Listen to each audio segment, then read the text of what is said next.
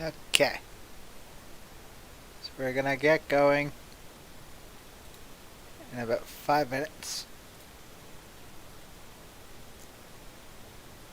In the meantime,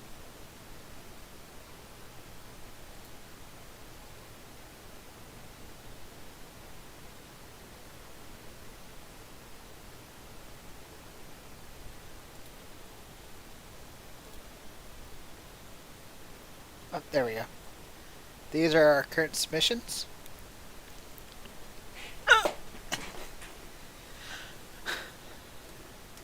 If you see yourself here, please let us know your road number.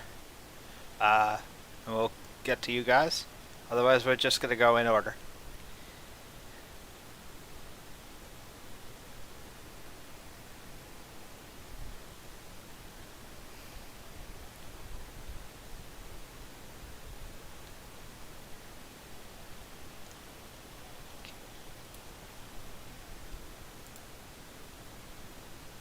They are.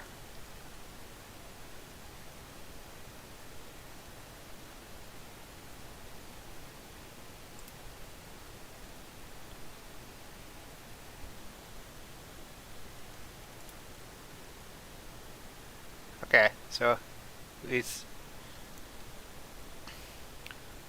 I'm waiting for Tar to get back, and we start around 5.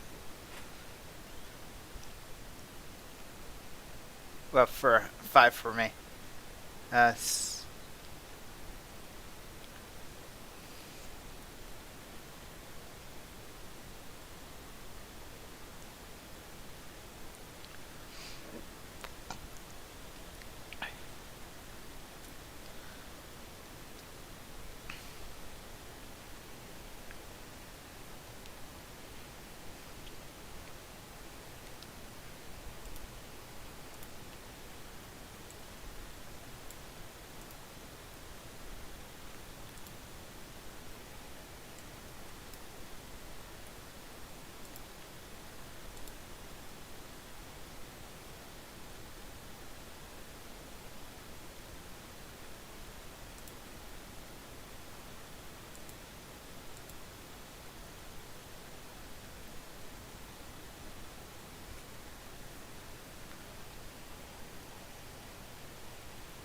Move command robot tile forward unless the tile is occupied. Turn command. Rotate 60 degrees. Direction of the arrow. Sensor command will repeat the previous command until it detects an occupied tile in front of the robot. Seems reasonable.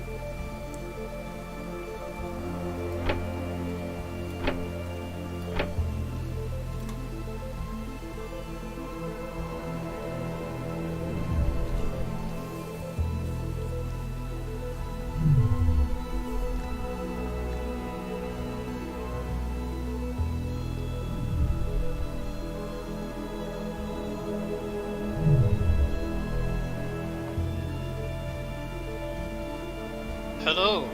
Hello. We're doing row number 18.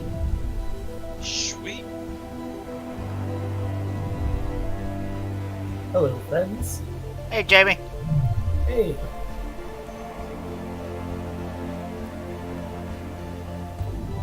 I see robots. That is always a good start. Yep. Let's give this a different order a try.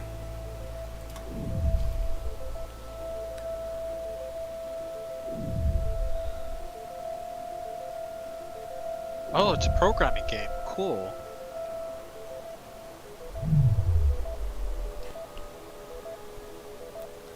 Hey, Fox Dog.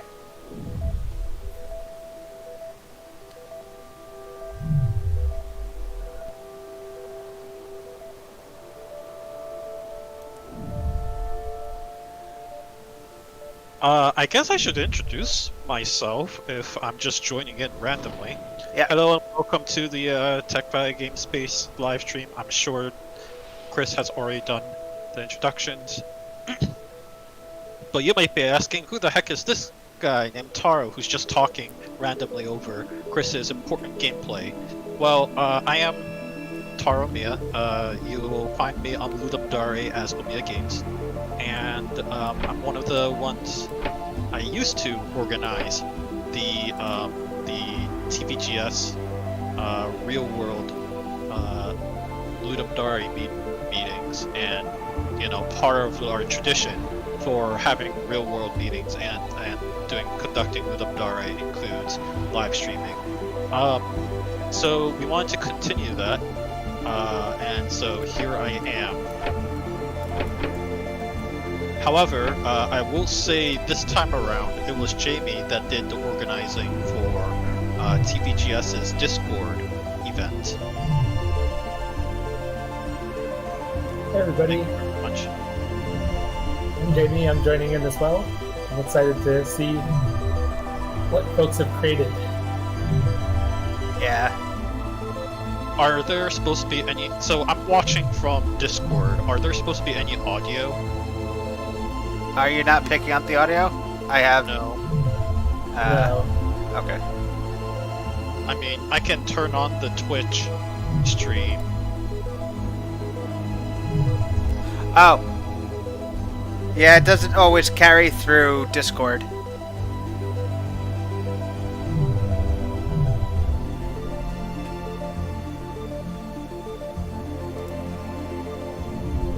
Hold on, let me check on Discord.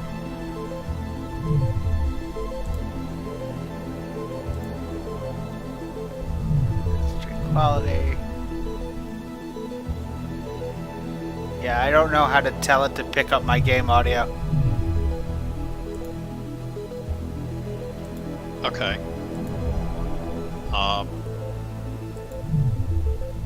I'm responding to Boxdog Studios Okay. question, so I'm going to be busy doing that. It's a little hard for me to comment on the audio, but that is okay. I think we can infer.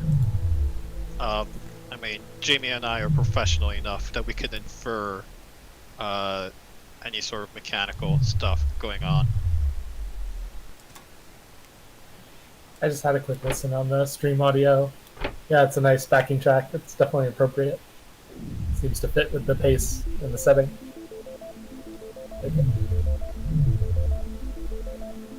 So I missed the description for the game, but what's the premise here, Chris? Do you know? You're helping the robot get to the end.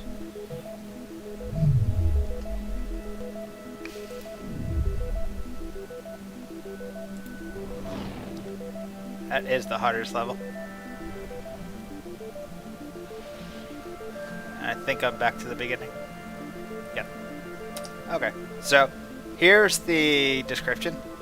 Help Qbot navigate the tricky terrain with somewhat limited processing power. Use the commands at your disposal to design the loop that will make Qbot find its way toward the exit.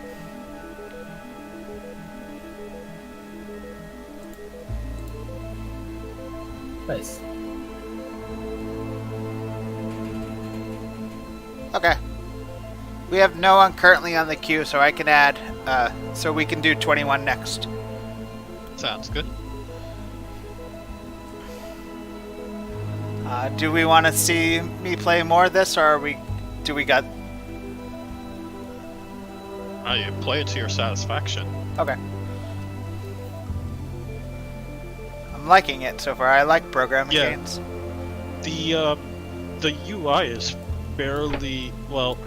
So I'm not a huge fan of using symbols only as a way of communicating information, but so far it's easy to understand. The circle telling you which way to turn is the one thing that's really difficult to understand. So that's the only one where I think there's a lot of a lot of experimentation necessary. But for the most part, it looks intuitive to me, which is actually really surprising given no text is being used. So props to that. These symbols are pretty universal. Well, like the move forward, I didn't know stood for move forward. Ah.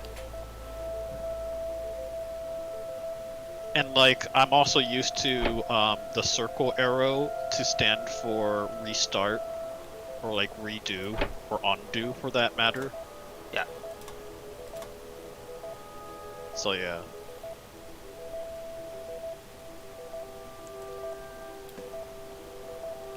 I wonder what happens if I just give it one rotation.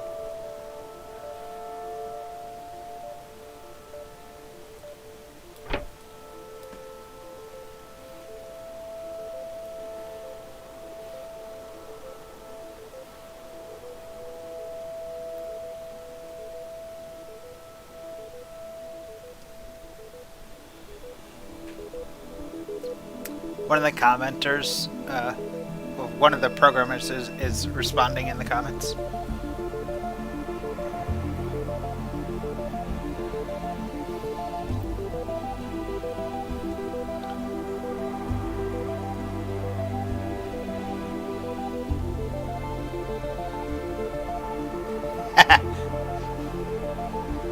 Alright.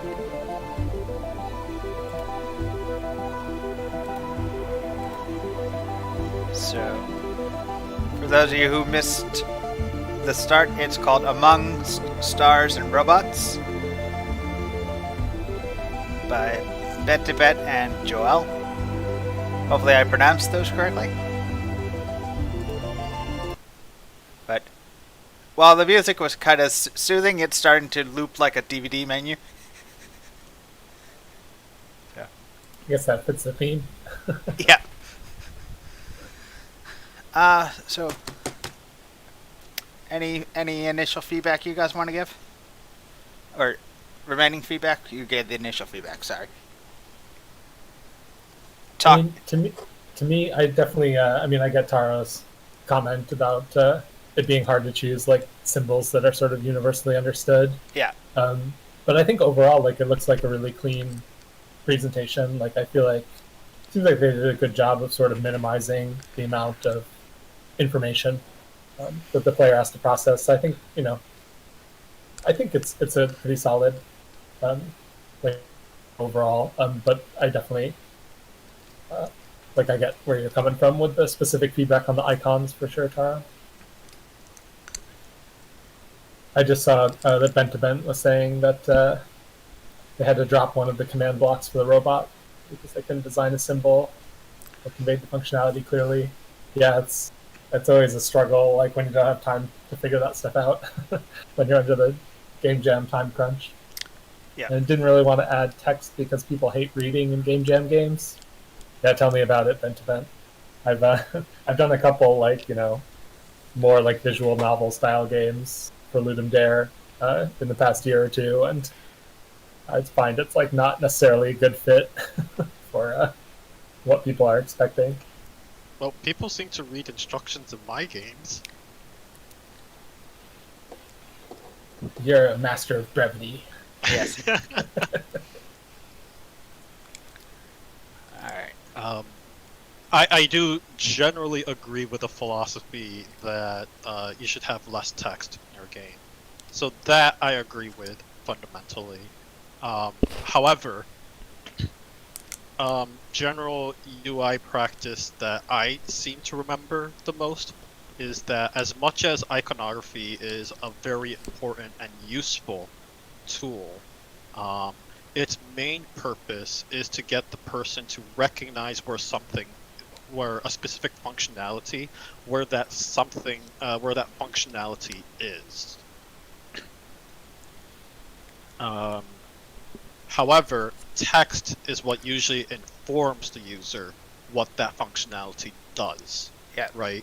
So when you see like a floppy disk icon, like for most people nowadays, because it's so frequent, it's, that floppy disk icon becomes a symbol for save. But now that you remembered that, it's useful for a first-time user, or it's useful for someone who's already used to a lot of, desktop UI, to search for where that floppy disk symbol is when they start up a new application to find that save functionality. However, for someone who has never used a computer before, if they're looking for a way to save their progress, then the text save is what keeps them in. So that's just my understanding of some UI practices. Like the best examples when it comes to whether you should be using symbols or text, for the most important and most common functionality, both is usually the best answer. Yeah, I mean, I agree with that general approach. I think it's good to helps kind of cover all your bases. It's interesting to me that I've seen lots of info out there about localization within the context of localizing text, and I'm sure localizing icons is a huge area of UI design that has a lot of info about it. But within the context of games, I just haven't seen a lot of presentations that really focus on how do you localize iconography for different audiences or different cultures.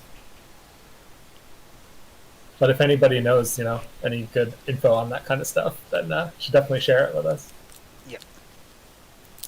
Well, for now, controller inputs are the ones that are the most easiest and common one because, the hardware is literally in your hand.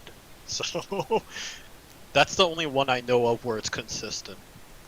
Yeah, definitely. Although they sometimes vary where the X button goes. Yeah. My food was undercooked, so I'm microwaving it right now. I'll be back. Okay. Feel free to get started without me. Okay. Thanks for the submission, Bent to Bent. Yeah, thank you.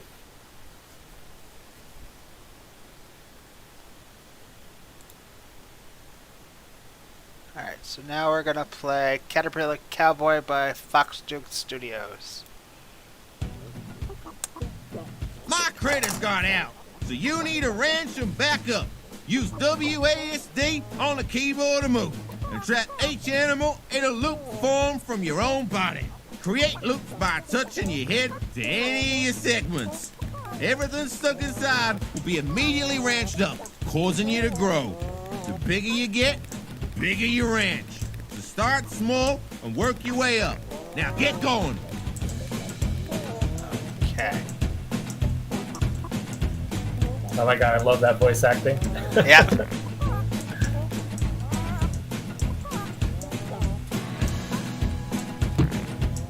This game is adorable.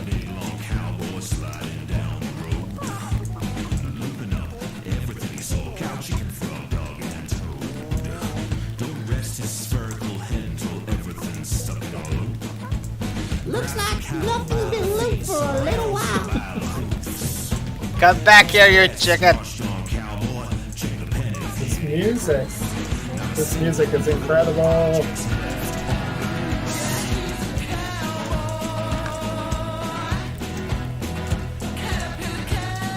I'm longing to see it looping. I not long enough for that one?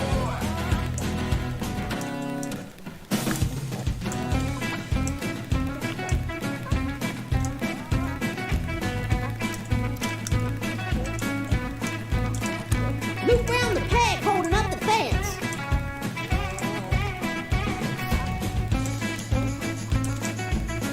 Yeah.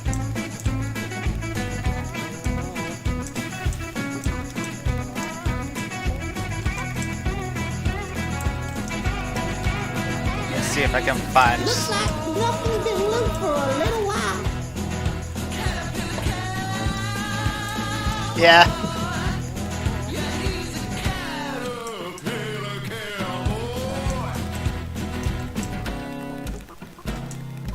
If this doesn't get first place for music, then there's no justice in this Wouldn't it be world. nice if it was a loop? He's a cowboy. Flippin' cowboy, baby. There. Good job. Got him. Boy. A flippin' cowboy, baby. Nice. Thank you. He's a cowboy. A caterpillar cowboy. Loop round the peg holding up the fence.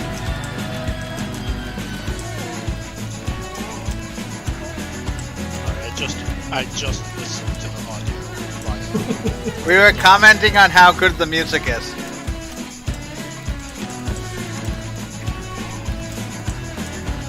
I'm longing to see it looping.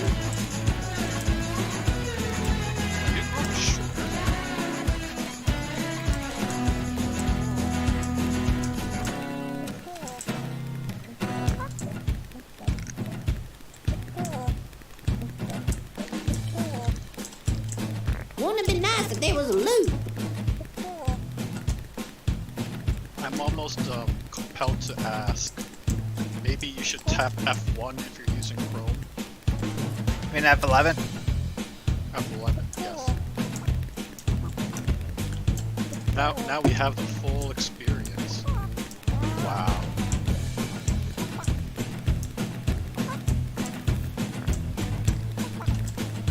I wonder what's involved in the hit detection. That sounds like trying to figure out what's in Loop round what's the peg within holding up the fence. caterpillars. He was a big long cowboy sliding down the road.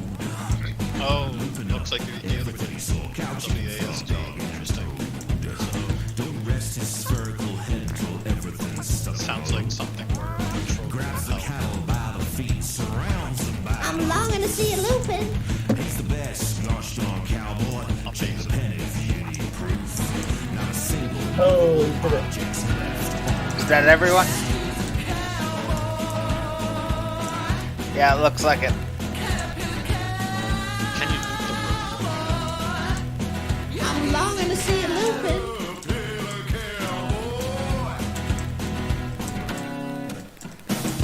Keep it up. Oh, I can- Caterpillar. I can bring in the cacti. There we go.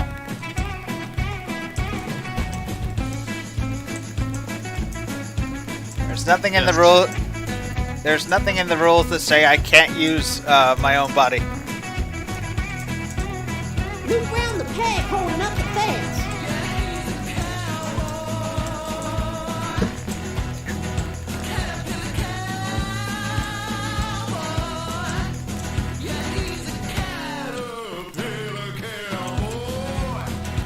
When's it being released as a single?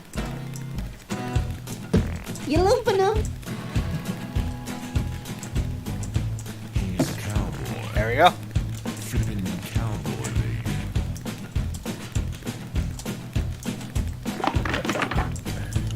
I love that you can destroy the instructions. Flippin' cowboy, baby. Oh, you're free! He's a cowboy. Keep it up, little caterpillar. You know, you're not actually stuck. Oh, but maybe other things are stuck. That's an interesting interpretation. I haven't thought of that. Anyways, I'm not a Tied in the way. games. I'm being a little sarcastic when I say that. Honestly, I don't care too much about how like much of a game adheres to it. I just see the theme as simply a way to Keep it up, little caterpillar. to getting started on making a game. So don't take me asking how is this stuck in a loop seriously. I'm not really one to talk, as Jamie can attest. Yeah, I sometimes disregard the theme if I have another idea that I'd rather do. It's just there to help you Looks like get nothing's inspired. been looped. Good job. I think. So are you growing by one segment, like each time you absorb something? Yes.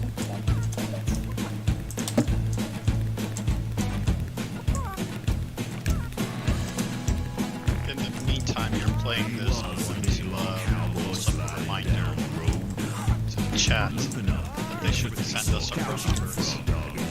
That big old tire's in the way. Spherical head until everything's stuck in a loop. Grabs the cattle by the feet, surrounds. Good job. He's the best, gosh darn cowboy. Check the pen. Yeah, if anybody wants...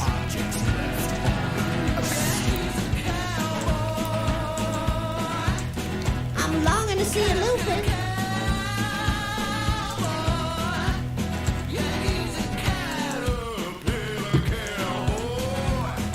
Unlicensed law. Wow. So much lore. You looping them.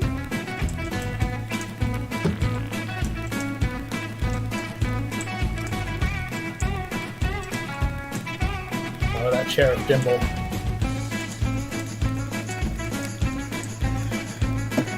Part of my side for years.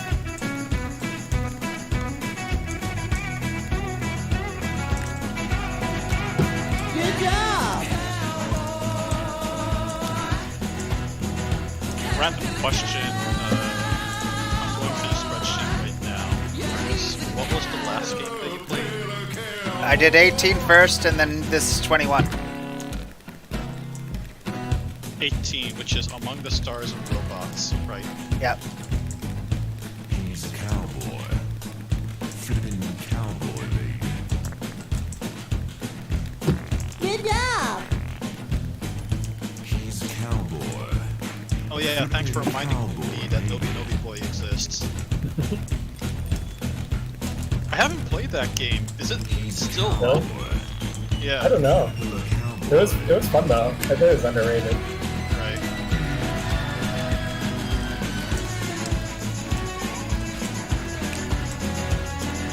Surely the hungry Two in a row. just you can call that. Do you call that consumption?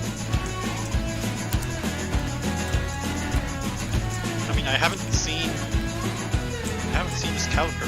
That big old tire's for your Open and superstar. close its mouth. I think it just has a perpetually open mouth. Good job. Truly, the world's its oyster. Do we have any of the creators who worked on this game in the chat with us?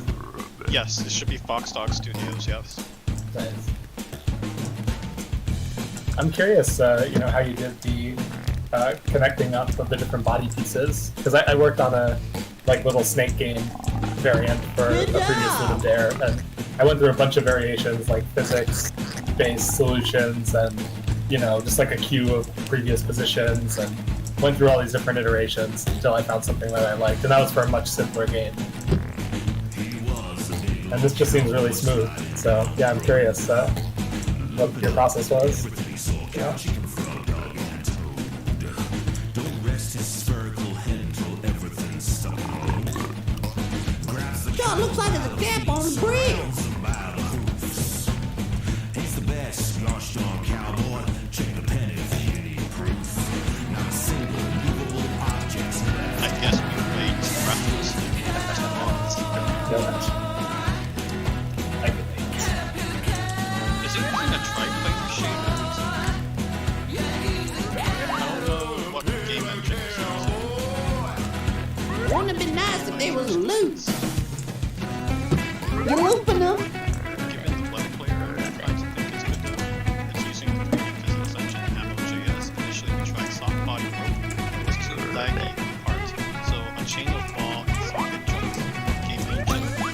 on JS. Oh, cool. I'm longing to I see haven't checked out Lupin. Babylon in a long time. Like the last time that I was taking a look at it was when it was like Babylon Hacks, I think. It's like hacks based.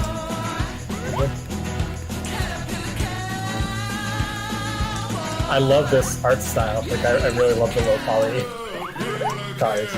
So cool. Sure looks like there's a gap on the bridge. Keep it up, little caterpillar. He's a cowboy. Flipping cowboy lead. He's a cowboy. I'm longing to see a Lupin.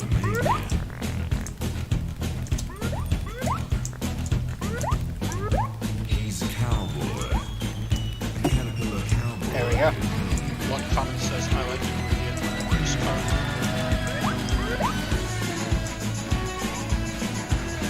We're mainly web devs, so we felt comfortable with Babylon because we can write TypeScript. Nice.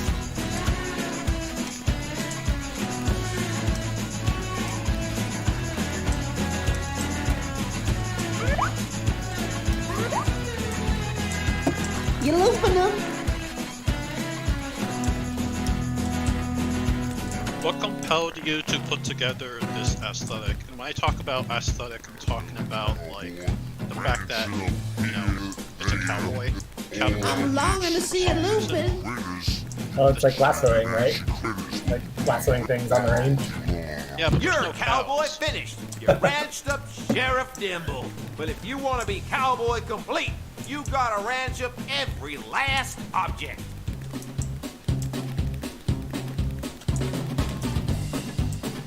Cowboy finished.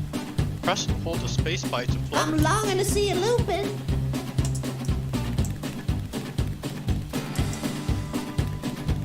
The hero the world needs. Oh, whoa.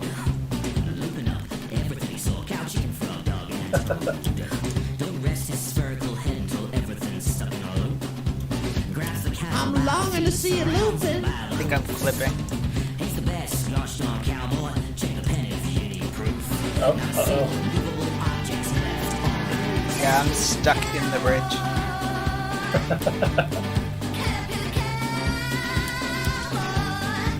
Clipping. Looks like nothing's been looped for a little while.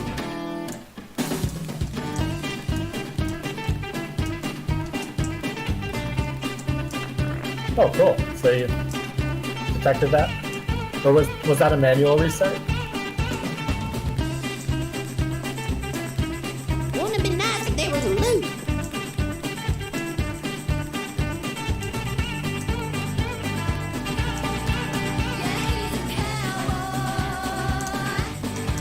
Needs to be bumped the last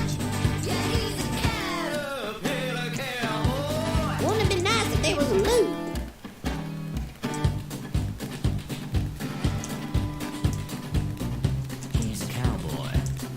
Good job. Wowie! You're cowboy complete. Here, have some wings. Flippin' cowboy, maybe. He's a cowboy. Caterpillar cowboy. Now you're done. Great job, Chris. Thank you.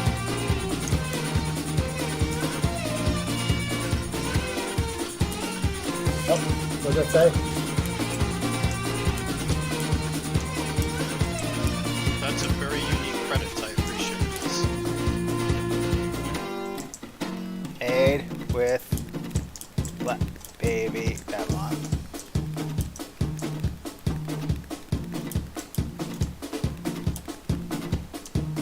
Deal with it. Is that like a version of Vim or something?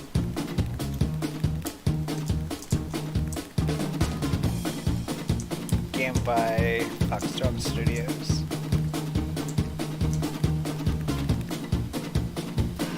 It's like your grandma's Vim. He was a big long cowboy sliding down the road. Looping up everything he saw. Cow, chicken, frog, dog, and toad. Don't rest his Yes, a circle version of until Vim with some everything's nicer settled. features. Grabs the cattle by the feet, surrounds them by the I am still not used to actually doing text editing.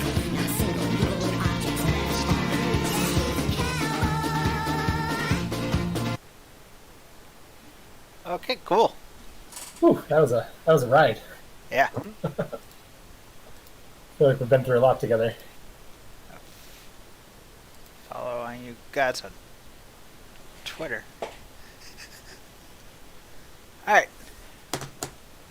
Any lasting impressions? That was awesome.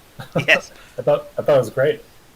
Yeah, I don't have like a lot of critiques. I just think it's I would be surprised if that didn't end up, being one of my favorites from this year's jam. I haven't, played a ton of them yet, but that's definitely like an early front runner for me. I think the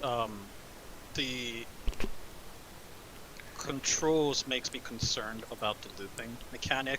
Obviously, once the character is very long, it kind of stops mattering.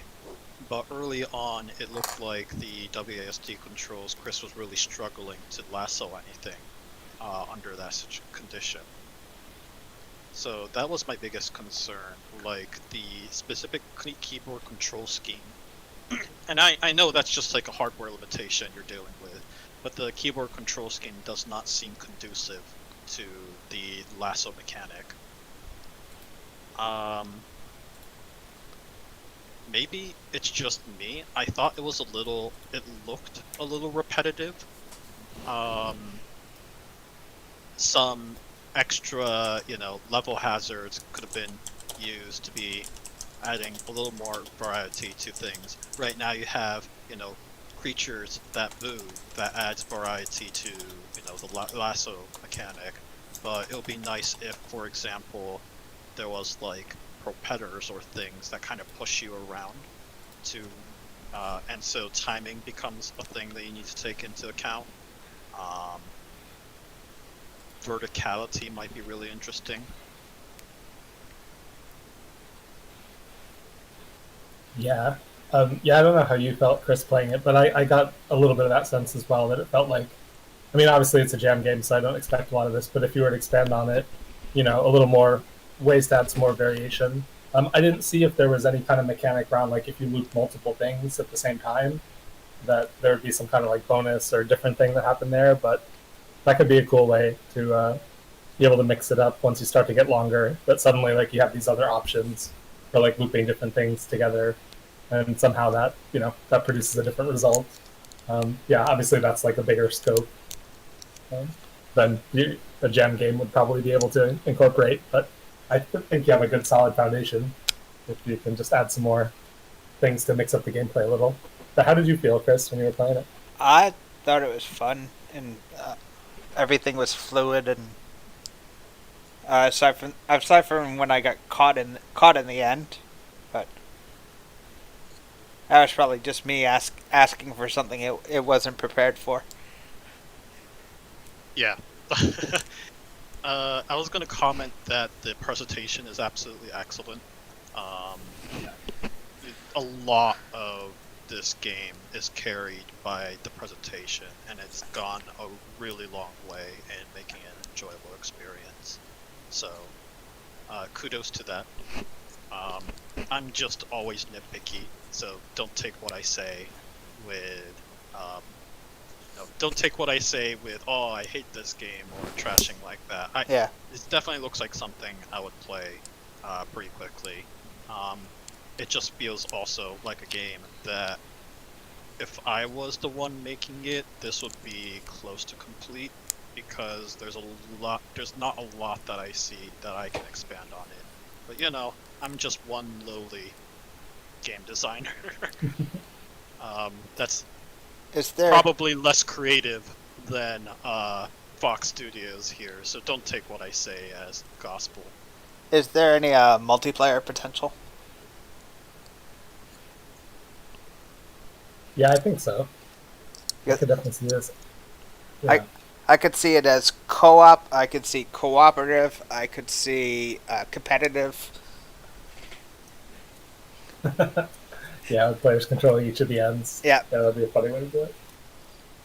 Yeah, just Taro, your comment was reminding me as well. I think for me, the level of polish in the presentation was definitely, helped lift it up for sure. But I think that polish also extended to the movement. Like Chris, you were saying, like it felt really smooth. And just having done a two-dimensional version of a Snake game for a previous Ludum Dare, like I did a really simple thing compared to this in Construct. And just knowing the amount of iterations that I went through, that was a game where it was like a Snake game, but where you could thread through yourself. And man, it just took me ages just to get the feeling of that right, and something that wasn't too laggy and so on. So yeah, just kudos for spending the time to actually make that feel really nice and polished. Because without that, I don't think any amount of kind of presentation would have saved it. So, but it seems like you did a really good job across the board with a lot of elements, technical and art and audio and everything. Yeah, I absolutely agree. The movement and the animations in the game was excellent. And I totally agree with what Jamie said. That absolutely makes or breaks a game. Any row numbers? I didn't see any, but I'll give people a chance to respond before jumping into the next game. Yeah, I'm posting it up on the Twitch chat right now. I should post it up on the YouTube chat too, since that's relevant. Hey, tricky fat cat.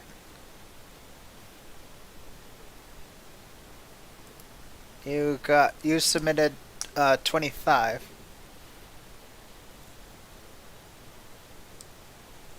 Alright, we got 3.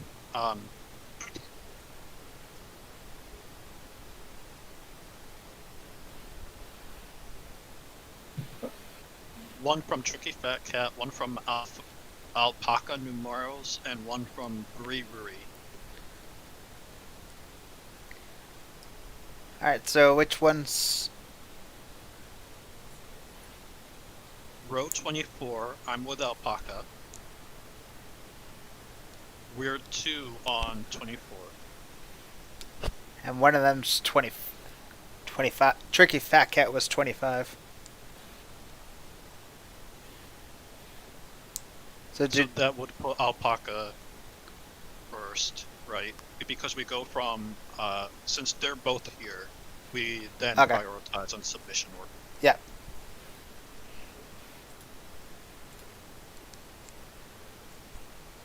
Express without Remorse. Superliminal, interstellar, and intergalactic travel made possible by a network of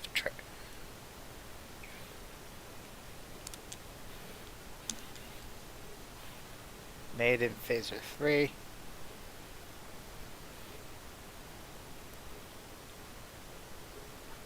Okay. There's some comments going on talking about how amazing it is to watch people play your game. The next train to arrive totally at agree. platform 1 is there. New resurrection. Yeah, amazing and sometimes stressful. Messier 33. I've had a few games where I had a sinking feeling after watching some people play it that it just was not intuitive. Please stay behind the yellow Yeah. line. There was no tutorial. People just noped out. Controls of WASD and up arrow and down arrow. What does that mean?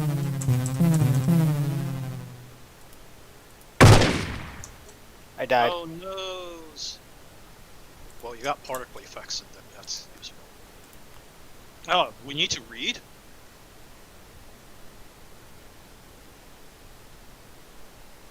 Do you want to do the voiceover? Yeah, sure. Come on, Chris, you can... No, I was asking if you wanted to do, but okay. Oh, wait, what? I mean, you're the one playing it, so it's the most immediate feedback. Okay. Cripes, did you just try to catch the new resurrection loop? You're crazy, Ryder. Those new carriages are almost mint condition. Practically all the guns are still active. It's suicide.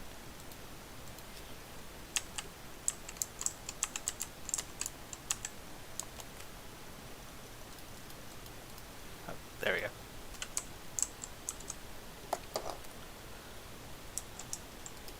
Station. Oh, So it's the comment. Oh, It's an interactive section. Okay. The comment section here says, "This is the first game we've ever made. Congratulations." Yeah, that's really cool. The next train to Alpaca arrive at Numeros platform continues. 1 We were running is up there. onto the deadline New bolting resurrection loop, bolting calling core at gameplay in. Sextons, So if things are Carina, obscure, we'll help Cetus, explain. Messier 33, And Andromeda Tricky Core, Fat Cat responds, Andromeda North, "Do not worry about and your first game, Resurrection Alpaca Numeros. Nebula. Ludum Dare Please is a stay festival." behind the yellow line. I will say, like, one of the standout features for me with Ludum Dare compared to most other game jams is the way it's designed for self-improvement.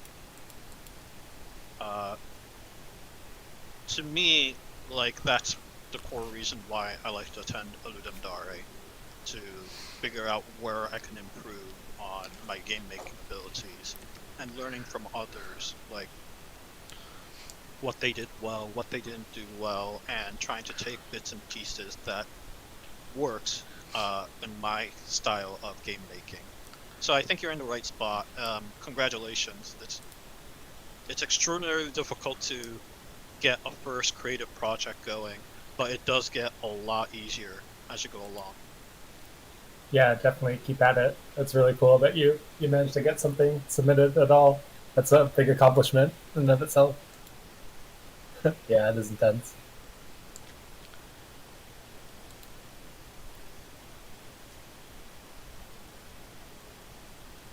Yeah, I've been kind of going more towards Taro's approach. Like, Taro has influenced me because I really like the way that he approaches game jams. So I've been trying to, now that I've been doing some more jams, like, step out of my comfort zone a little and mess around with new tools and new styles of games.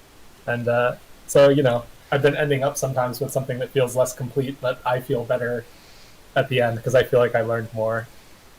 And yeah, I think as long as you learn something and have fun, then that's a successful weekend for me. Jamie's recently been in Rainbow Jam.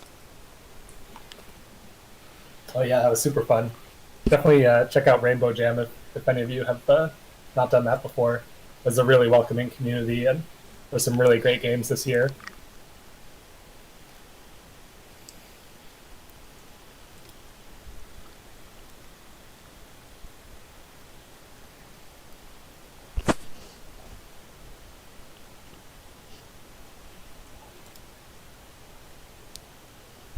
This is reminding me a little of, did any of you ever play Sigma Star Saga?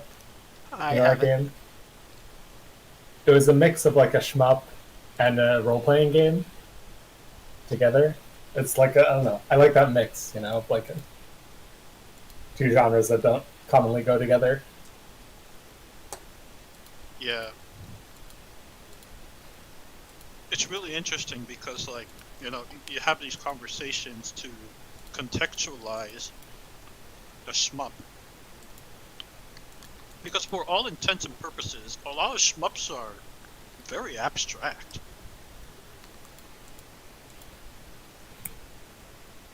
The next train to arrive at platform 1 is there. 495 Southern Cross Service, calling at Erebus, New Salem, Kuiper Aldrin, Garibaldi Alpha, Garibaldi Beta, Gamma Velorum Junction, and Southern Cross. Please stay behind the yellow line.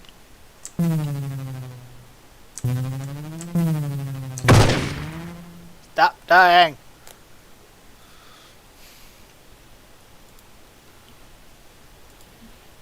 I mean, that's you being stuck in a loop, right? Yep. Oh, Chris, did we actually tell you what the theme of Ludum Dare was? I think you already knew, actually. Stuck in a loop, yeah. Yeah. Comment says, we wanted to do a shmup themed around train announcements, a shmup boss warning. Are the controls broken? The WASD? Not that I'm aware of. Although this keyboard has had me, has sometimes given me trouble with pasting stuff. Like, I'll Control V, and then it'll keep hitting V. I might have to clean it.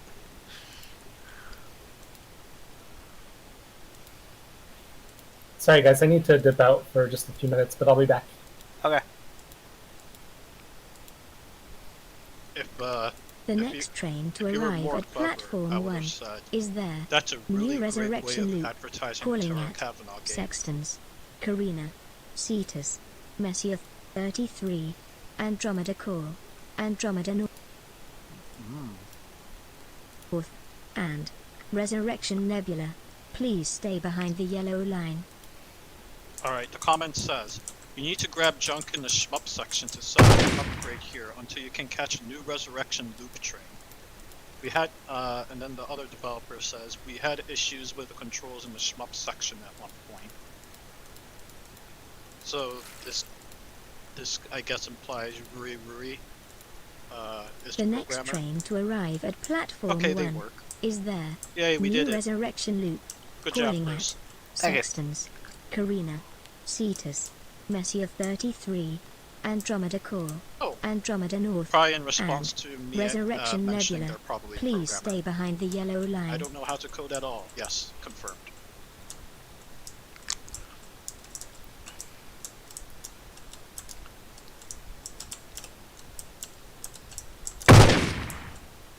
Ah, that was pretty cool. Thank you. The Well next done. train to arrive at platform You know, 1 this is giving me is Little there. King Story vibes. 4957 cross service. Calling at Erebus, New Salem, For those who don't know, Hyperaldria, brief Galbaldi Alpha, spoilers in Galbaldi Beta, Little Gamma King Valorum Story, Junction, it ends and with Southern shmup Cross. dodging Please game stay behind the yellow line. before starting the final boss.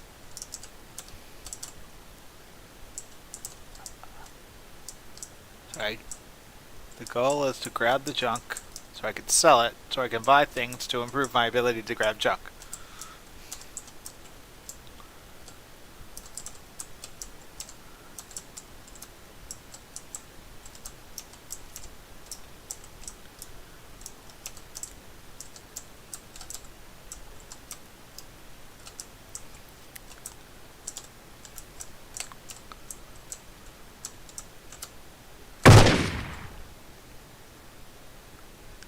Well, you got a train departing warning showing up. That's interesting. Yep. There we go. I get 400 credits. Now I can.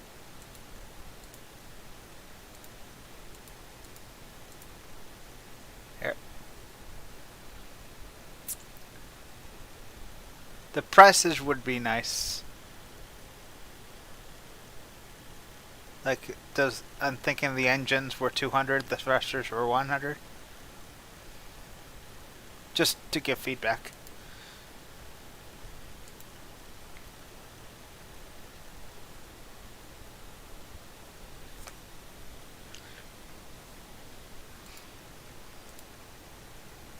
Yeah, totally more UI feedback is on the list. Okay. The next train to arrive at platform 1 is there. 4957 cross service. Calling at Erebus, New Salem, Hyperaldria, Galbaldi Alpha, Galbaldi Beta, Gamma Valorum Junction, and Southern Cross.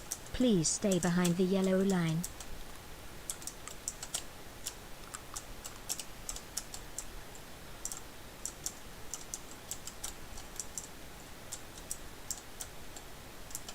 When I hear the word Southern Cross, I'm thinking King's Cross Station in London.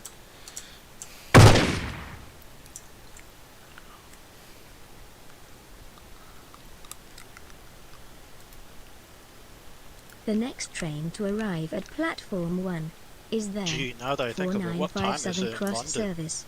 Calling It's at probably like Erebus, 11 New o'clock at Salem, night. Hyperaldria, Galbaldi Alpha, Galbaldi Beta, Hello! Gamma Hello. Valorum Junction, and Southern Cross. Please stay behind the yellow line. I think the UK is 5 hours ahead of us. Yeah.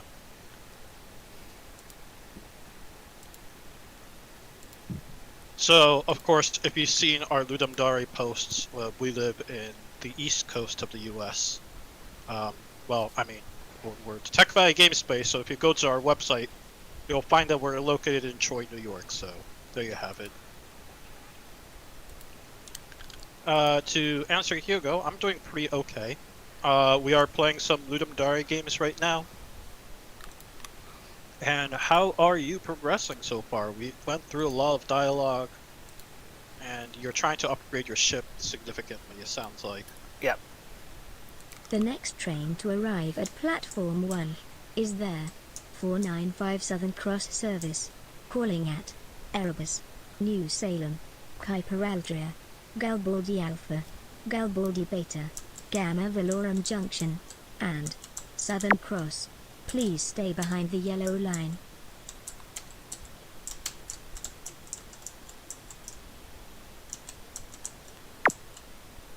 We got some pro tips here. The only essential upgrade is engine for the speed.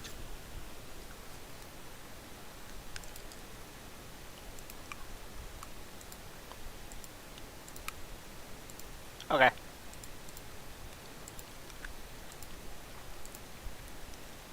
The next train to arrive at Platform 1 is there. 495 Southern Cross Service. Calling at Erebus, New You gotta Salem, put it through the Hyperaldria, submission form. Garibaldi Alpha, Garibaldi Beta, Gamma Velorum Junction, and Southern Cross. Please stay behind the yellow line.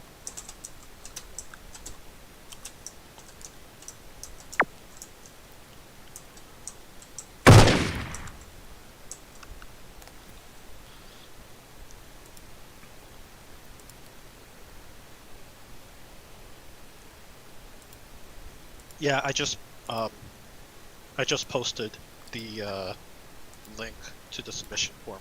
Maybe we should change the title of Twitch to say you should type in a command. I can do that right now. The next train Sure. to arrive at Platform 1 Exclamation point, is there. submit. New Resurrection Loop. Yep. Calling at Sextons, Carina, Cetus, Messier 33, Andromeda Core, Andromeda North, and Resurrection stream Nebula. info. Please stay behind the yellow line.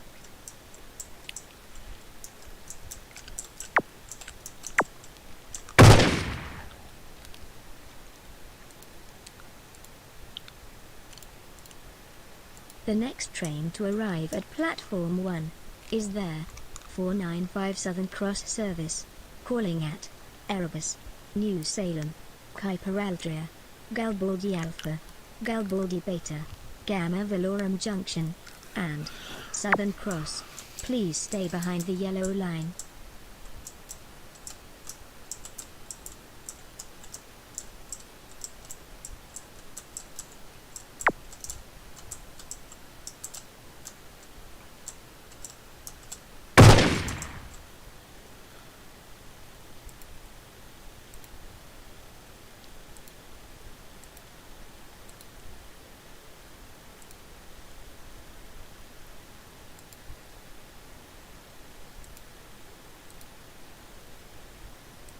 Who made HONK 2?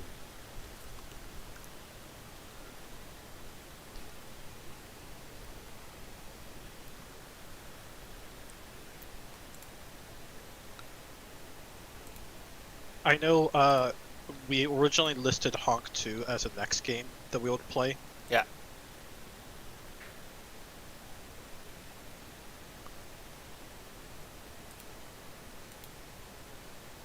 The next train to arrive at Platform 1 is there. 495 Southern Cross Service. Calling at Erebus, New Salem, Hyperaldria, Garibaldi Alpha, Garibaldi Beta, Gamma Velorum Junction, and Southern Cross. Please stay behind the yellow line.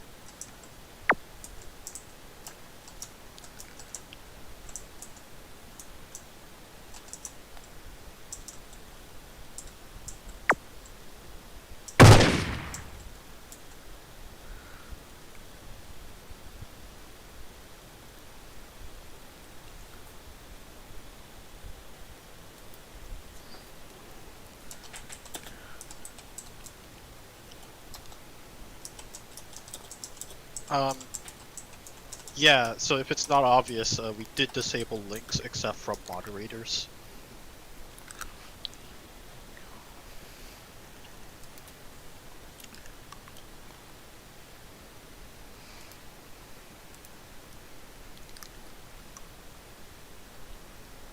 We also have a The Discord next server if train you guys to want to arrive join it. at platform 1 is there. 4957 cross service. We do Calling indeed. at Erebus, Um, New Salem. I believe Kuiper I Aldea, actually updated Galbaldi Alpha, our about Galbaldi page Beta, on Gamma Twitch Velorum to Junction, actually have a link to and the Discord. Southern So Cross. yay, for Please stay behind actually the doing yellow something line. right for once. You do a lot of things right. Yeah, I know.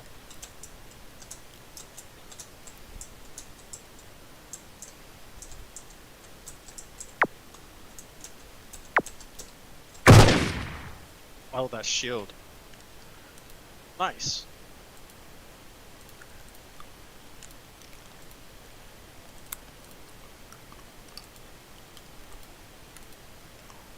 I wonder what's gonna happen at the end. Do we, like, escape?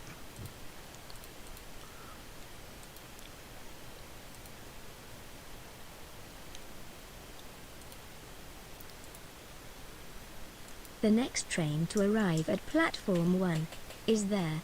495 Southern Cross service. Calling at Erebus, New Salem, Kuiper Aldea, Galbaldi Alpha, Galbaldi Beta, Gamma Velorum Junction, and Southern Cross. Please stay behind the yellow line.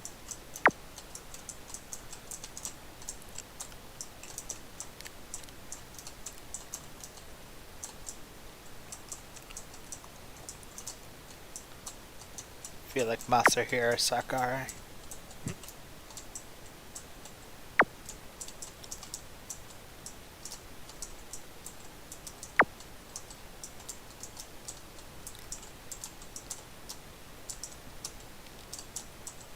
I wonder what's the end game here. Oh. We might be getting to it. Buying thrusters make tactical movement faster. Oh. Am I audible now? Okay, sweet. Please mind the gap between the train and the Platform. interesting. I have Buying actually- thrusters make tactical movement faster, so actually makes things hard to control if you get too many. That's a problem.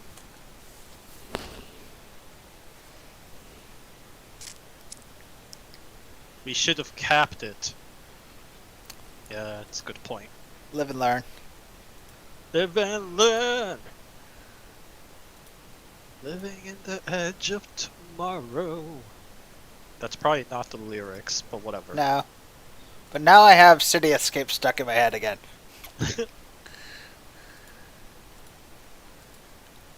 Genuinely have no idea why Mind the Gap text appears over the side.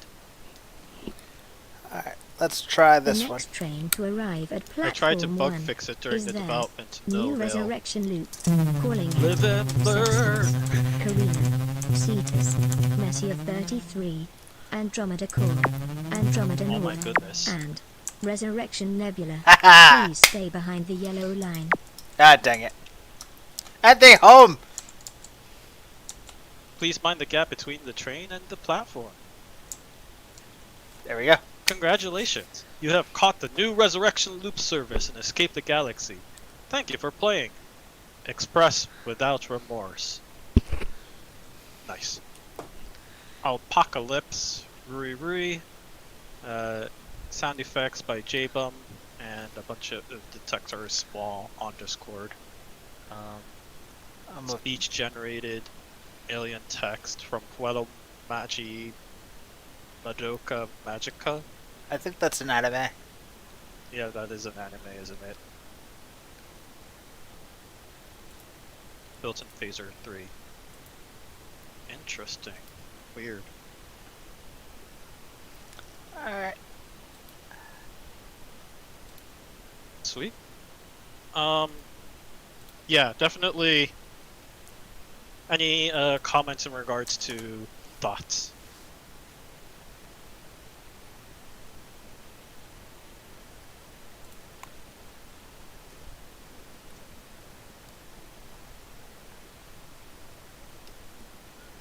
Nothing I could think of. Oh, there we go. Wondering what happened to the page. Right. It's a little confusing at the beginning. A little context would have helped a bit. Yeah. Because like you're going through this loop of upgrading your ship and then getting destroyed by it. Just me, but I know a lot of game players don't like failing very early on in the game, so it might be a good idea to provide them a few victories of sorts before you actually kill them right off, because clearly dying is very much a necessary part of this game. It's just interesting to me that that's like the first thing you deal with, right? And seemingly not in such a way that felt like it was your fault as well, as opposed to like Breath of the Wild. If you jumped off the cliff, then that's your fault, right? Yep. Yeah, and like I said, I guess for me, it makes the part that was a little confusing was thinking it was a shmup you could fire, or those like enemies that you can try killing, but it doesn't seem that's the case. So I'm wondering how presentation-wise it can sort of fix that, right? What if instead your ship was like a cargo ship, and you can click on things to zap and carry stuff into your ship? In that case, like, it makes sense that from the user perspective, yeah, we're a carrier ship. Of course, we don't have weapons, right? So something to kind of logically make the player think that the game is about collecting, presentation-wise, would be nice. Not necessarily a mechanic. I don't know. Could have a tractor beam system to grab junk, yeah. What else comes to mind? I think most of my criticisms really fall under the UI, and I don't think I really need to say too much about it. It sounds an awful lot like you already know what those problems are. Most of it appears to me that it's not clear what are buttons, first off, so I think that'll be a good place to get started on. You have it so that navigation to various different zones is stuck on the lower left-hand corner, and I'm not sure that's a good idea. If you have different sort of states, the best place to put it is usually on the upper left-hand corner, because we in English are top-down, left to right, top-down reading. And so we're instinctively inclined to look at things from the upper left-hand corner side of things. That said, always, the best place to put the most important UI is in the center of the screen. Because that's flat out in your face and you're going to see it regardless. So you have to kind of figure out a balance there. If it's supposed to act like a tab system, then putting it on the left as a sidebar makes a lot of sense to me. I would just recommend putting it more towards either towards the middle or the top of the left side of the screen, rather than towards the bottom. The buttons on the left, I mean the squares on the left side, are those going to be like touchscreen interfaces? Or are they simply there for reference?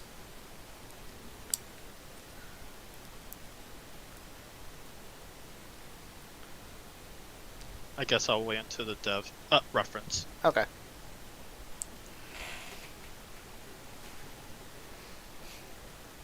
I thought the audio was actually genuinely very cool. I only heard bits and pieces of it. I'm watching via Discord, yeah. So I have to switch to Twitch if I want to hear the audio. But like what little I've heard of it, I thought it was really cool, and I really liked it. That was really great. The art style is really distinct. I like the creative approach to that, where it's just like it has this sort of grungy texture to it, and it really makes you feel like, a very dumps like thing where you really want to get yourself out of this place. So like that specific objective is really well communicated through the graphics alone, and I really like that a lot. I don't know. I hope I'm not being too critical. I should remember to start with the good stuff first, rather than talk about what I think could use improvement. I really like. I also really like the dialogue system. We knew the UI was a problem, but there's a lot of good points about that we didn't consider. Thanks. No, this is all fair. Well, this is super useful, especially the UI stuff. Okay, cool. Thank you. The dialogue system was something that really caught me off guard, and I really, in a good way, of course. I really like that.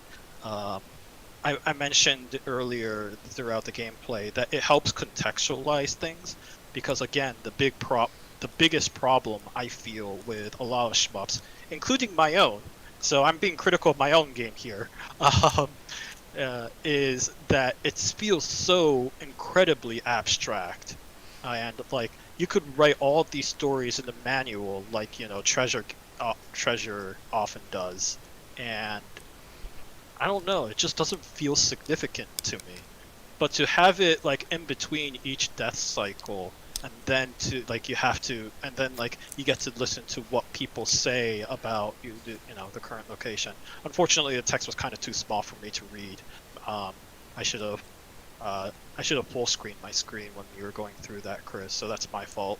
I should have also reminded you, Chris, to read them, but that's also my fault. Yeah. Anyways, but like I really like that.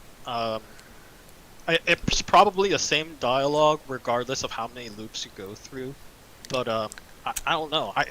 That was like a really cool lore building thing that, even if small, really gave a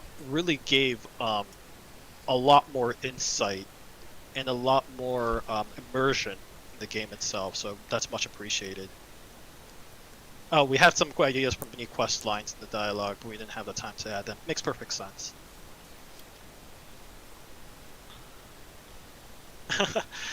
Multiple phase dialogue was planned but lost in time of panic. Anything else you want to add, Chris? Sorry, this is just me, like, just looking at you playing it, not me actually playing the game. Yeah. So I'm making a lot of assumptions here, and I feel bad, but yeah. It's fine. What did you think? Is there anything that you wanted to add, emphasize? Nothing that hasn't already been said. Or disagree with me?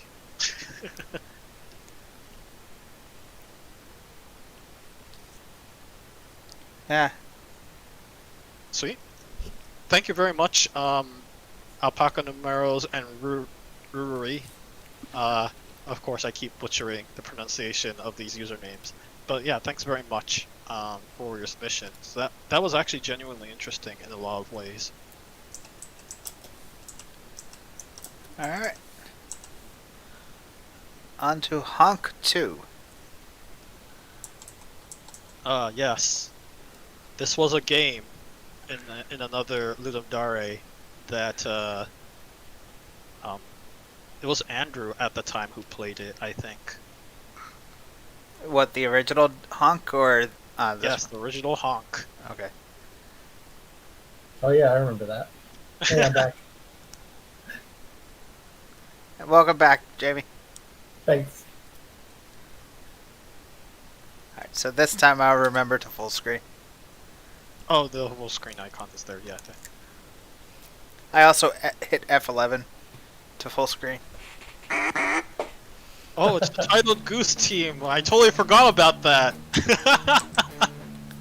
Nice. Jamie, have you heard how they came up with a title for Untitled Goose Game? I thought that was just like the working title. Exactly! Isn't that brilliant? It's a form of brilliance, I suppose. Yeah! It's my kind of brilliance right there. No, it's just like a fantastic story. For those who didn't know, not only was it a placeholder title, but the showcasers didn't even know it was a placeholder title, so they just thought, oh, okay, this is the game's title, and they just presented it that way, and it stuck. Nice.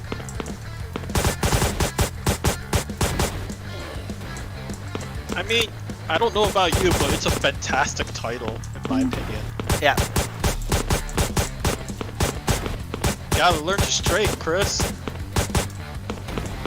Okay, I should actually turn on the music for this game, because I remember Honk had excellent music. This is nice music so far. I'm Had a quick. Oh, sorry. Nick. I was gonna say I'm getting Duke Nukem vibes. Yeah, definitely. Yeah, I just had a quick listen to the sound effects and audio, and yeah, it's really very like crunchy, impactful.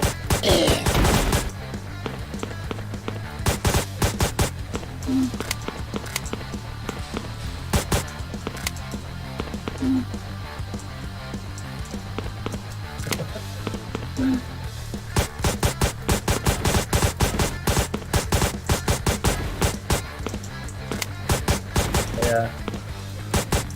Somebody said nuclear throne vibes. Yeah, I can definitely see that.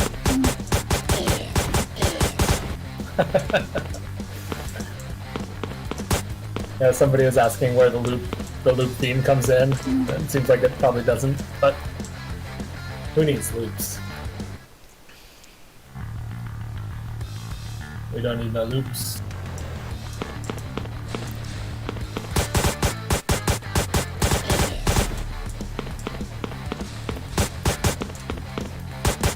I guess you can switch your weapon with the mouse wheel. Yeah.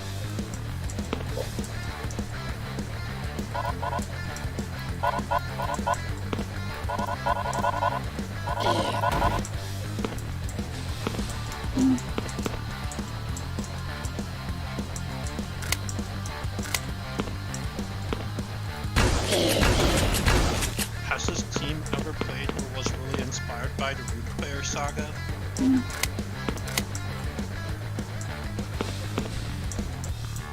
What saga? So, Root Bear is a recurring game series in Ludum Dare. The person actually made a keynote. But yeah, long story short, they wanted to make sort of a mascot to be used. So, that's Root Bear.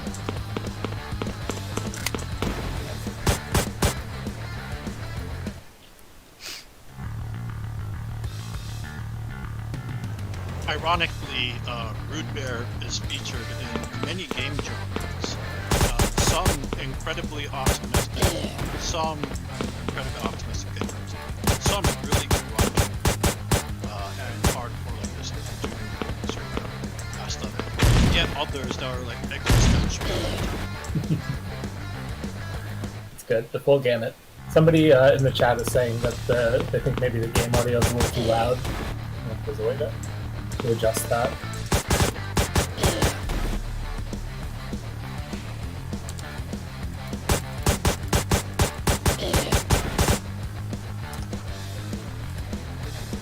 I don't know if there's controls. But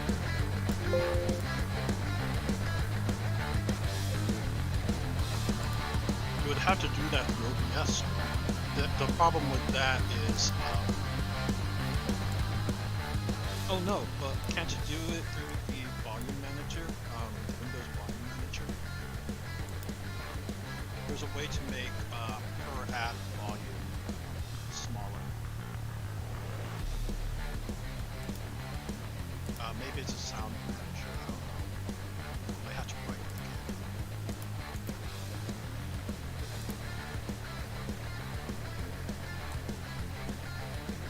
There we go. And then you can decrease the volume control.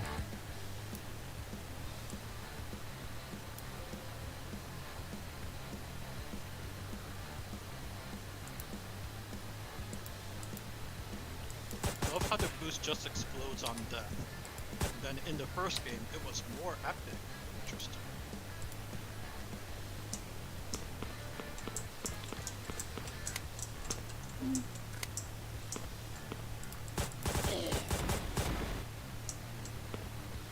Well, yeah, we're just seeing if we can adjust the audio a little so that the game audio doesn't completely drown out our voices.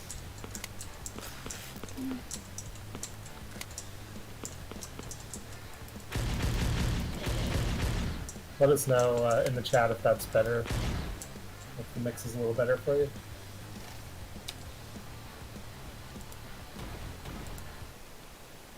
Hopefully you can hear us now. I guess we should talk so people can let us know if it's better. Talk, talk, talk, talk, talk, talk. Honk, honk, honk.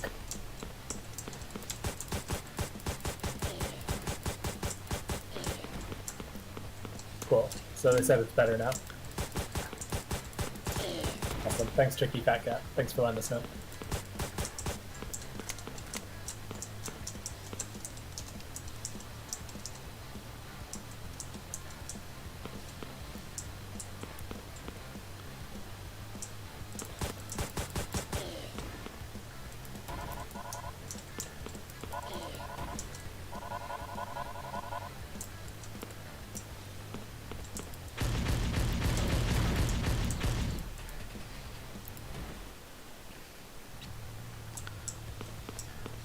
Do I have infinite lives? Or is it just because I'm at the beginning of the game?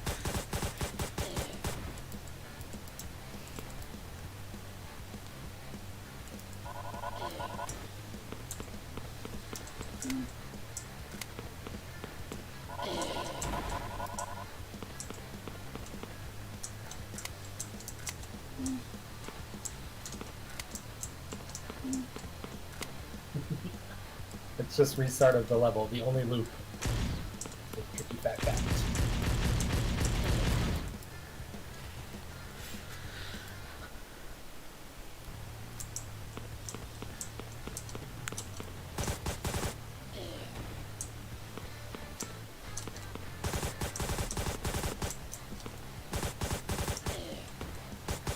So Taro, as the master of juice and game feel, how do you feel about this screen shake? With the right amount, too much, a tricky balance.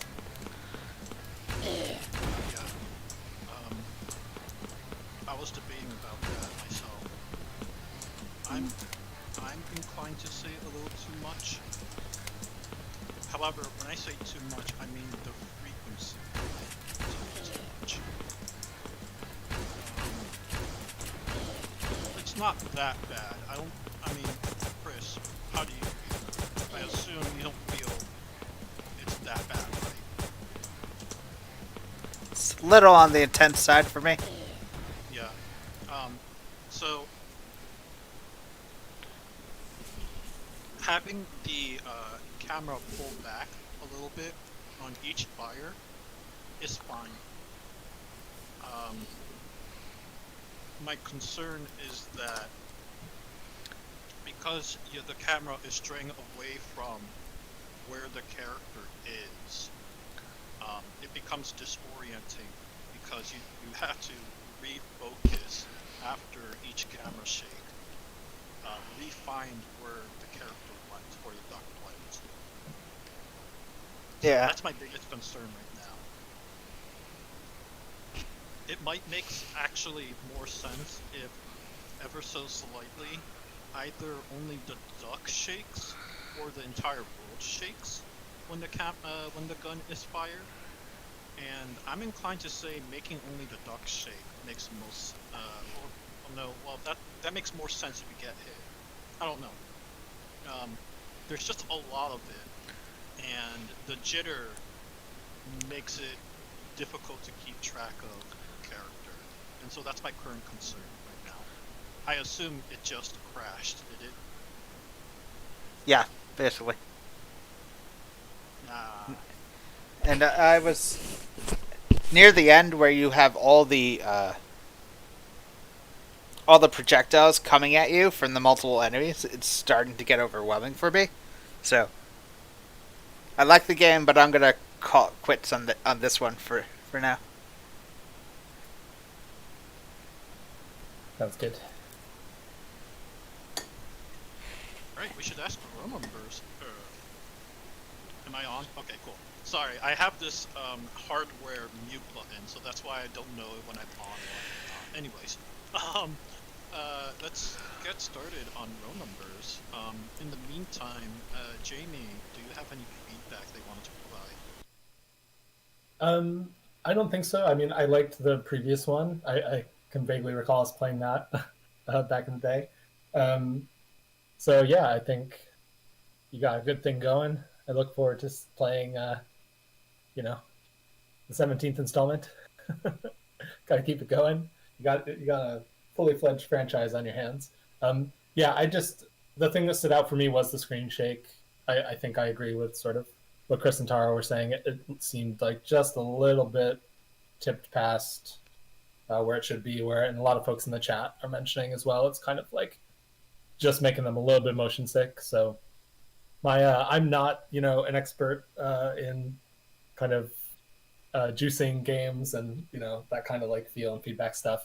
Typically, that's one of the weaker parts of my game, so I'm not one to talk. But my rule of thumb with that stuff is just to make it as little like watching WWE wrestling as possible.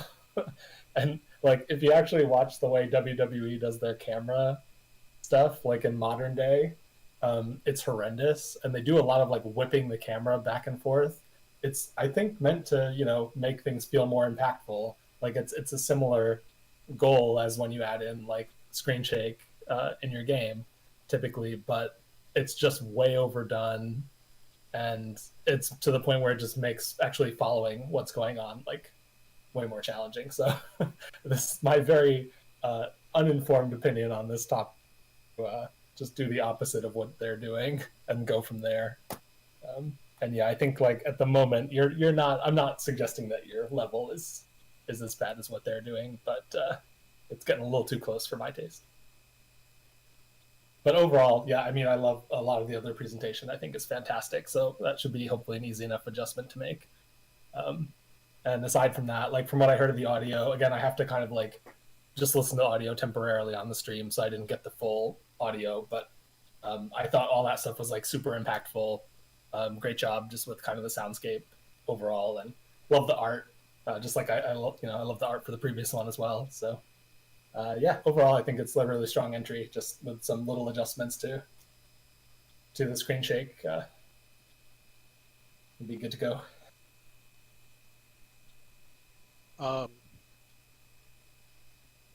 Yeah, I definitely think the presentation is very polished.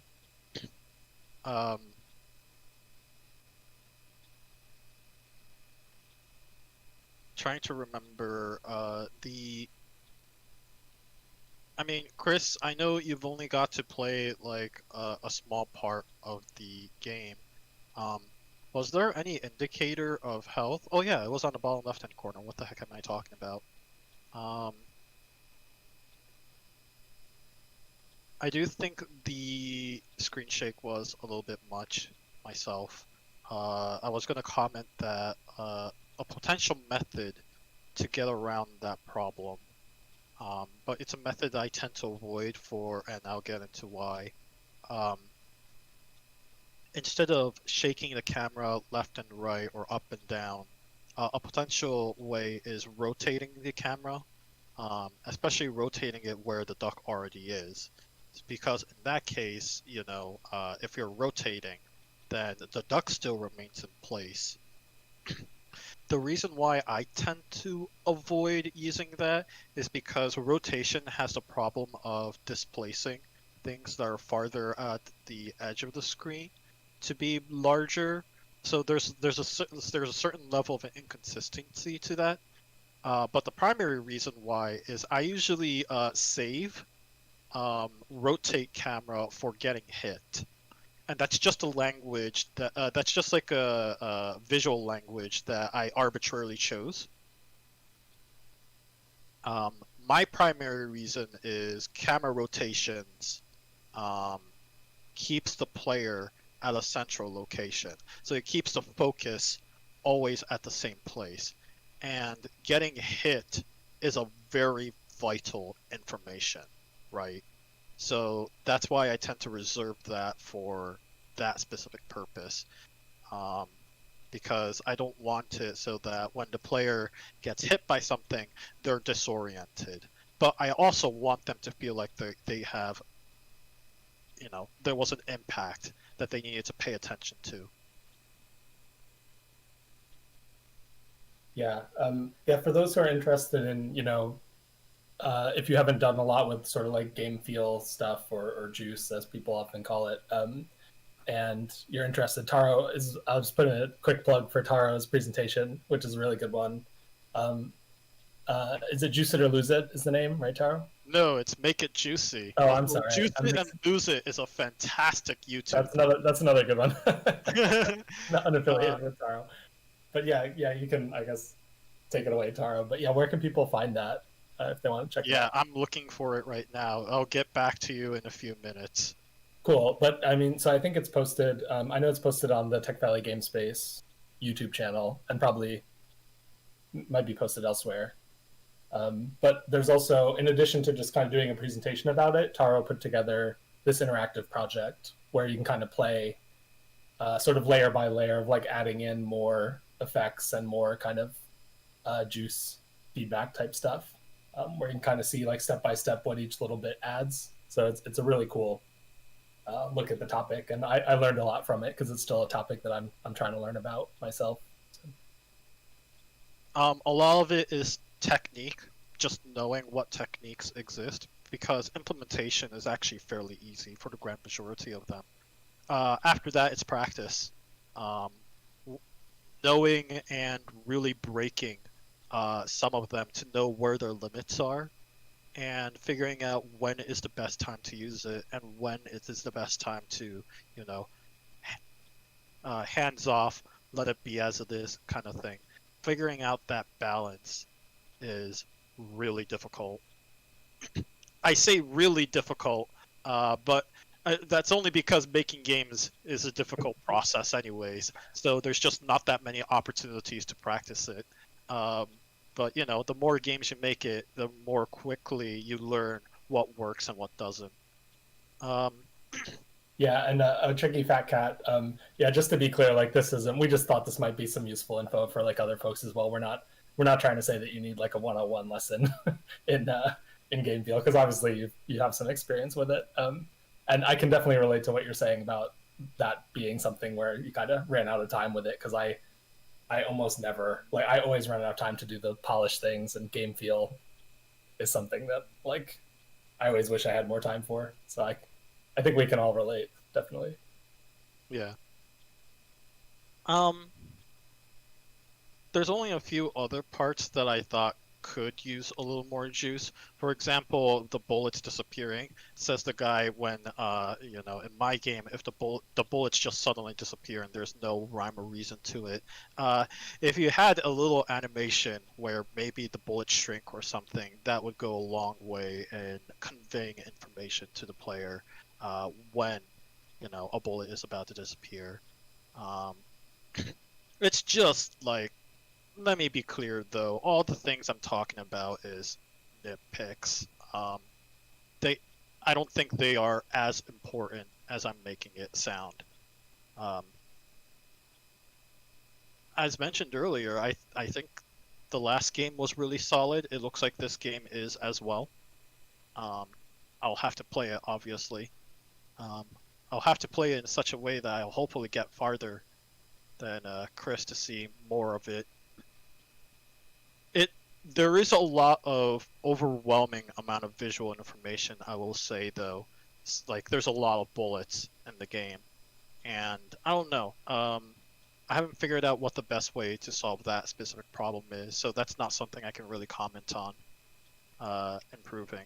But it might be something worth looking into. How do other bullet hell games, how do they handle dealing with an overwhelming amount of information? Yeah, that's a really interesting thing. I'm going to go now and check out some different bullet hell things and see what they do with like screen shake and other effects.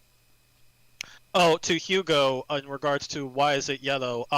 It's yellow because the notes sections, if there's something detected in like the notes or um,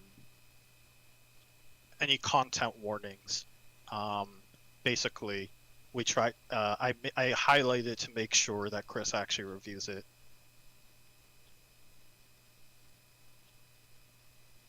Oh, in regards to Tricky Fat Cat, there are too much unbalanced enemies. I didn't want to make it a bullet hell. Yeah, no, that's. I don't think it's a bullet hell like game. I just think bullet hell games is a good place to look into how to deal with how to limit or how to deal with overwhelming amount of information, because bullet hell games is defined by the fact that they have a ton of bullets. Yeah, that makes sense to me anyway. It's just a place that you can potentially use to learn.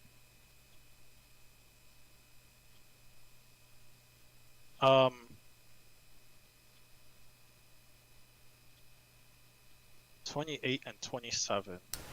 I guess, Chris, I'll leave it up to you on whether you feel comfortable playing Hugo's game. I'm not a fan of gore.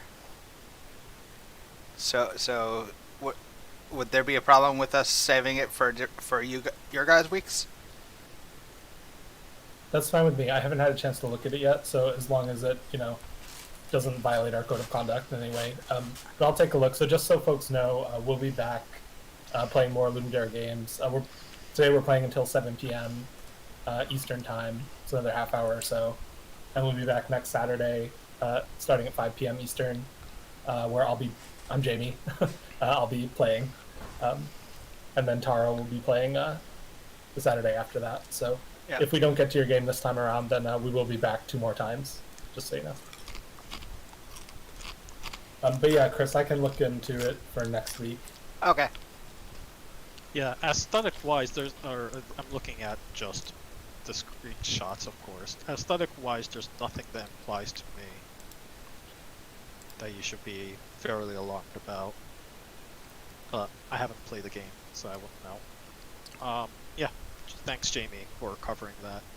Yeah, no problem. Yeah, so Hugo says, when I say gore, it's a bit spooky, but nothing too major.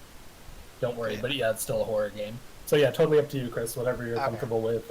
And Hugo, if we don't get to it this week, then I'll look into it for next week. I tend to avoid games like Resident Evil and such. Yeah, no worries, Chris. Don't feel like, pressured to play anything that you're not in the mood for. And S-Dodge, how come you're skipping games? We have a code of conduct that we enforce both digitally and physically. We want to make sure that whoever's conducting these events and attending these events feel comfortable. 26 was paper planes, so Yeah. S-Dodge up RG. If they're here at the same time, we go in order. Yeah. Okay. Happy Twitch 500 responded with 28. Yeah. Yeah. When I first asked, it was just 28. And then a few minutes later, 26 came in. Okay. So, I don't know. Yeah, sounds like. Go Yeah. on. So I was under the original impression that since 28 came first, that it would be more fair to be with them, and then do 26. Okay. So long as we can get through both of them within 30 minutes. Okay. And then that should be around 7. Oh, so while people are coming in right now, you're probably seeing the spreadsheet. The reason why we're skipping over games, we prioritize on those who are on the chat first. Then we prioritize on submission, although Chris will be working on the person who actually responded first. Yeah. So, but in any case, that's just the way we prioritize our submission, just to let you know. So, thus the gaps. Paper planes.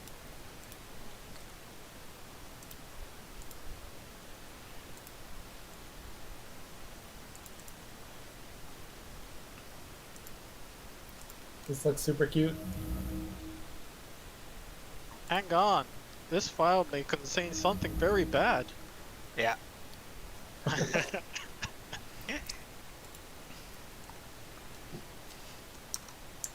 let's listen to the audio. I'm not hearing audio on my end. Then I'm again, not hearing any audio as well, Yeah. actually.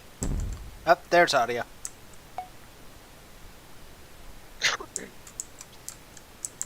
Oh, interesting. It is the exact physics of a paper airplane. Oh man, this looks so cool. I wish I could stick around, but I'm sorry guys, I got a jet. Yep. Alright. I Have a gotta good- fly away like a paper plane. Have a good night. Yep, I'll see you all next Saturday for the next stream. Bye everyone.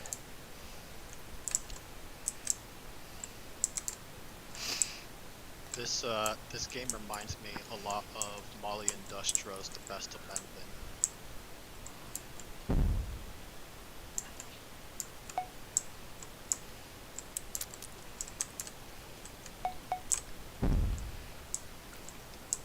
Oh neat, so it does keep track of your high score, even though that information is not very obvious given the UI. Yeah, I thought the other one would be the the opponent's score. Oh no, it's okay, well, okay, that makes sense. Well, based on it, it's similar to a sports format. Whee!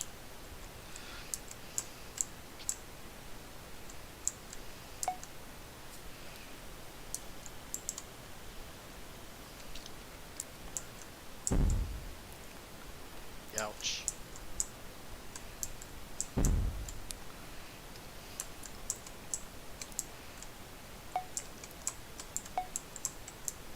Yay, donut-shaped worlds. Use a technical term, torus. Yep. I did actually want to add a torus in my game, but I never came around doing it, so that's unfortunate. Could you add a Mobius strip on top of it? I mean, I'm going to tell you right now, getting the physics to work on on a sphere alone was really, really hard, Okay. and I just don't want to do that again.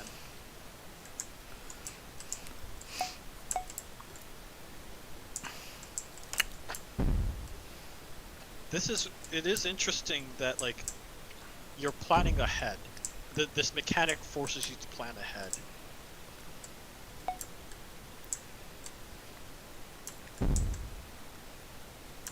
Which, you know, the Best Amendment was also a game where you had to do that as well. Even though, ironically, that was kind of not the point of the game. Yeah.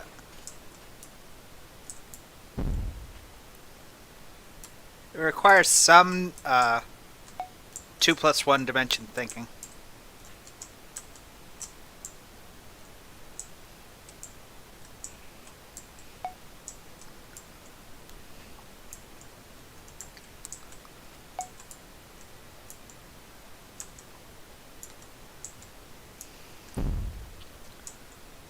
Of course, it also helps if I knew my left from my rights.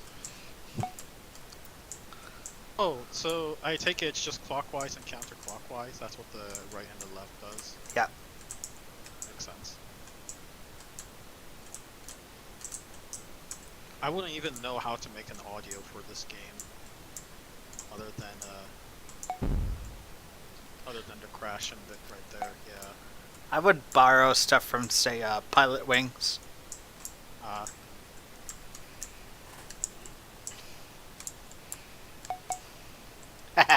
Nice. Dang it!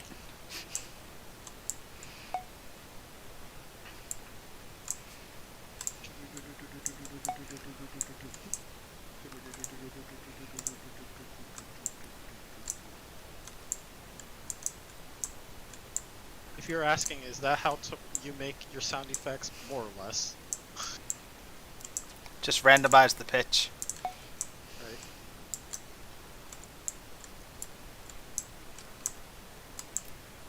Oh, sometimes these planes seem to disappear. I wonder why.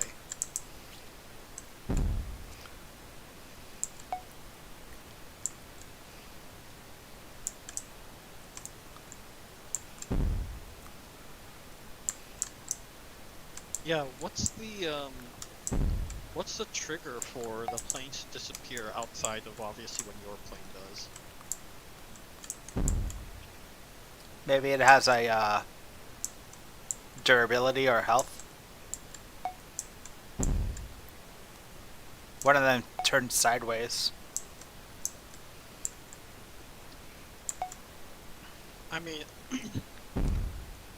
to be clear, the mechanic is clearly there for balancing reasons. It's just an interesting, like, I'm just trying to understand when or why.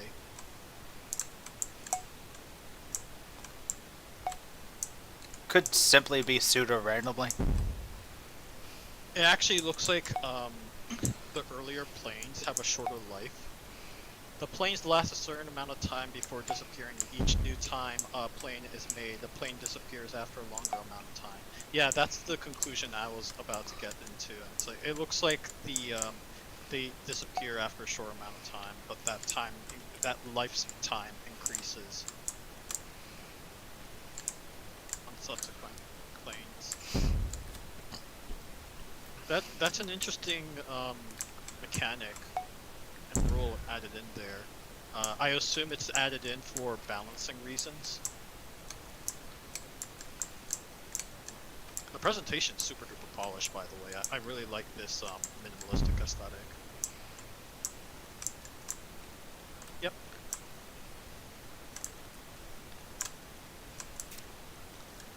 There are some of them that like to home in on my path.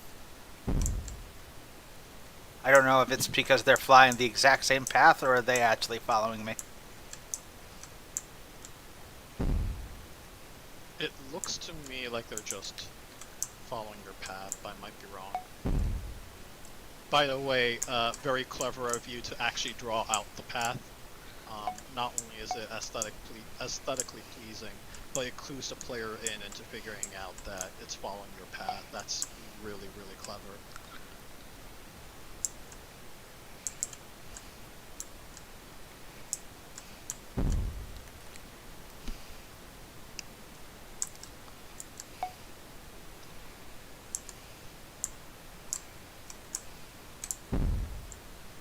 Oh, can you do that again? Just going up only?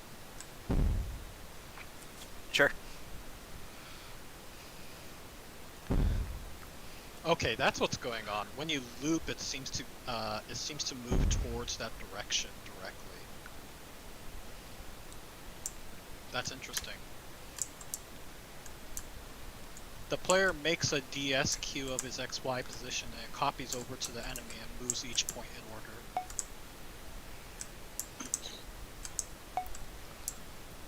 So the parts where it looks like it's homing into you may be from the results of you teleporting from one screen to another. This is why the enemies don't loop.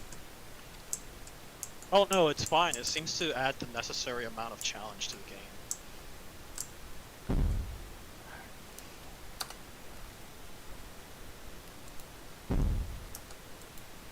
Very cool. Okay. I think that's enough. Yeah. How do I leave? Alt F4. Okay.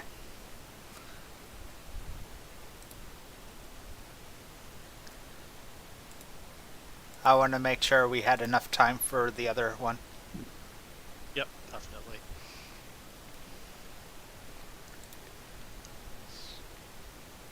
Okay, so that was paper planes. Next is Relive.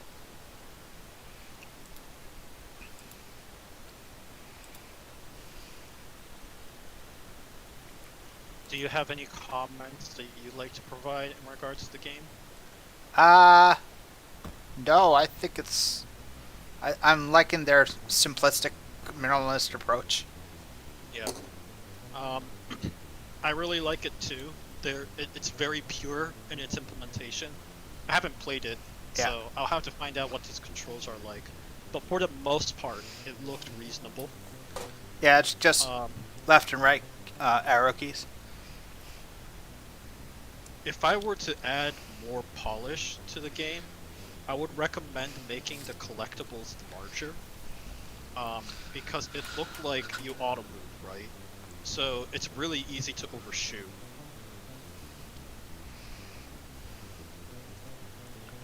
I don't know. That's so I had an impression that scoring in the game is actually harder than it looked to me like Chris you would have liked.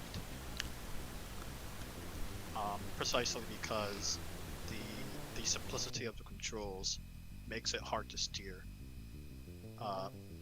in a precise way.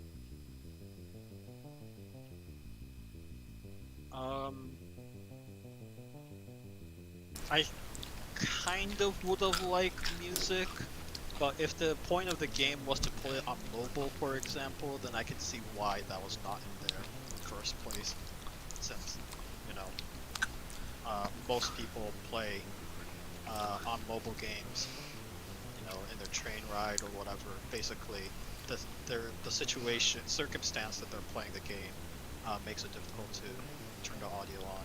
Yeah. So maybe that was intentional, that the audio was minimalistic. I can't really complain based off of the intent behind that. But the design, the visual design is fantastic.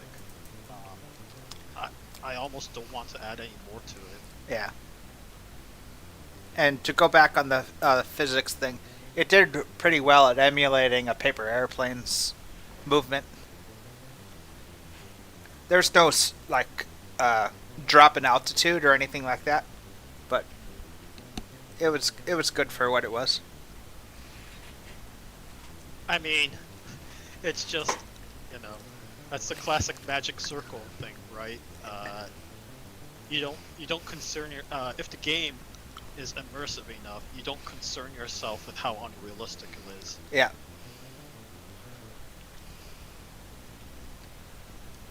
Thanks for submitting.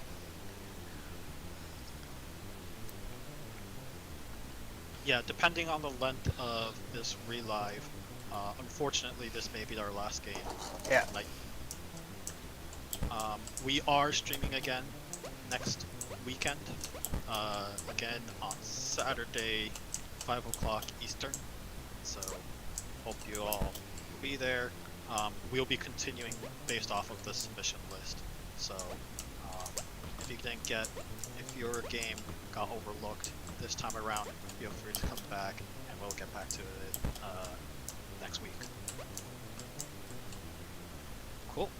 Okay, I think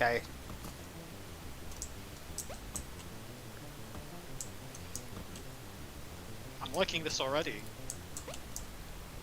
Sorry, I was working on updating the spreadsheet, so that's what I was focused on. Wow there, buddy. That's a bit too much, it says.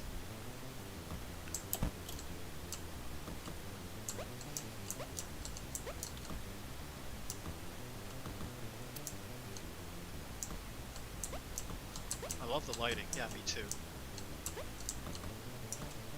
Watch the wires completing the buttons.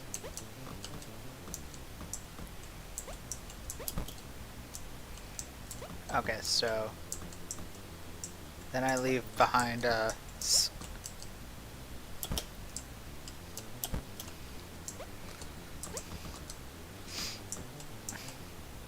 do I get back up?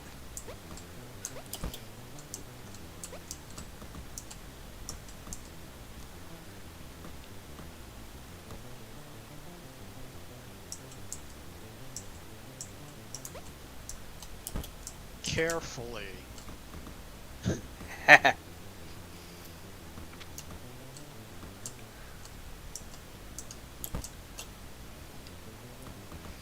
Watch out for the spikes.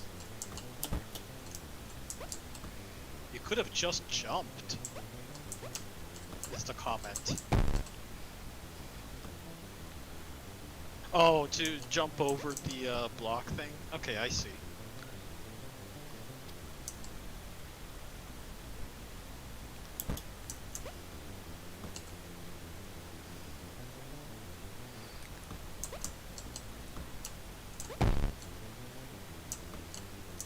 Watch out for that spike.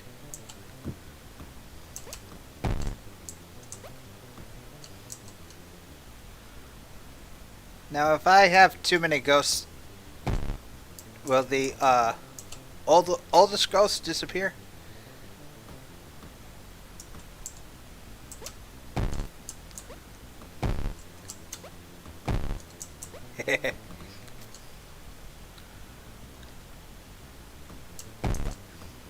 Nope.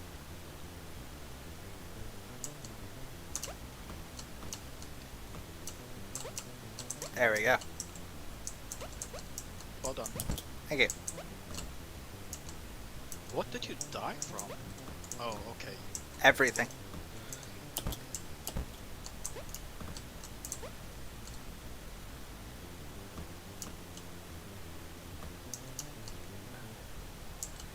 Now, if you mess up, press R to restart.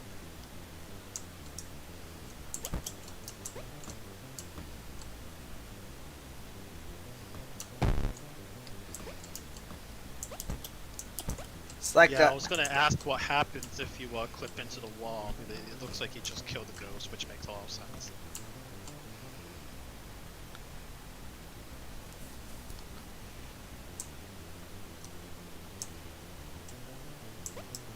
Yeah, if I had to guess, you had to hold the switch down and then walk off the switch.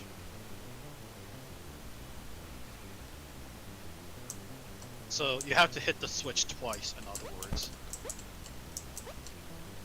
so to give my future self a little while. Yeah.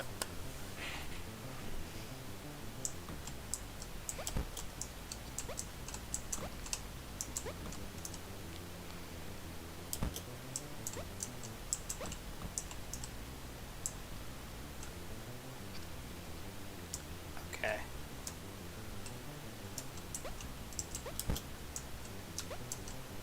I keep hitting spacebar by accident to jump when it's actually W.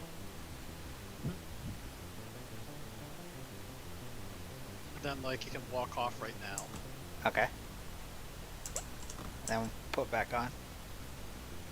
Sure.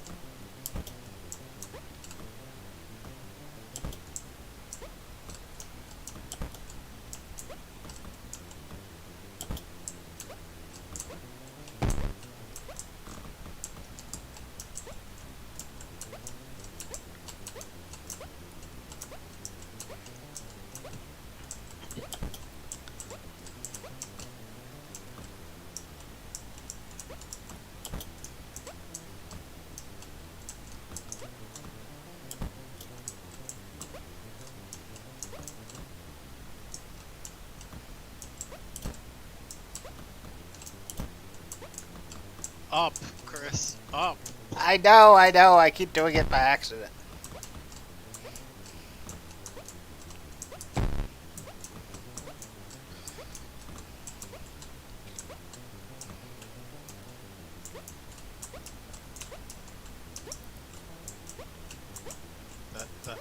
That looks a little tight.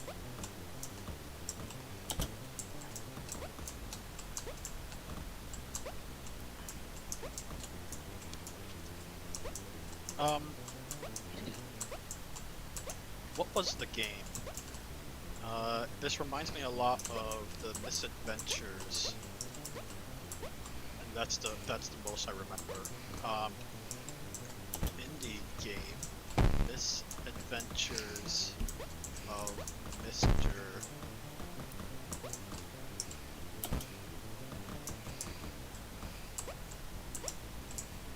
Mr. The Misadventures of Mr. P.B. Winterbottom. There we go.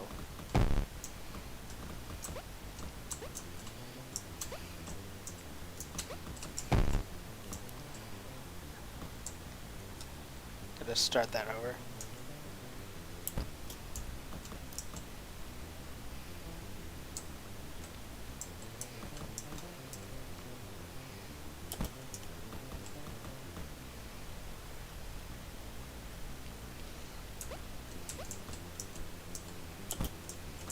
have to think very carefully about this.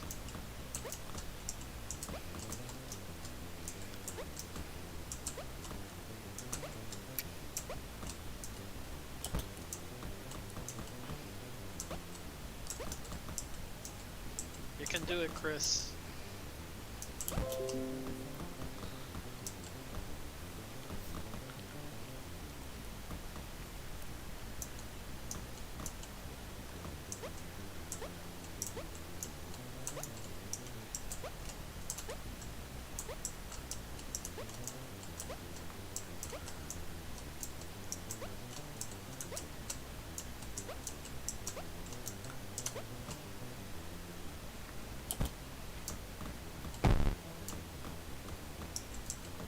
The visual effects are really good. I like that a lot.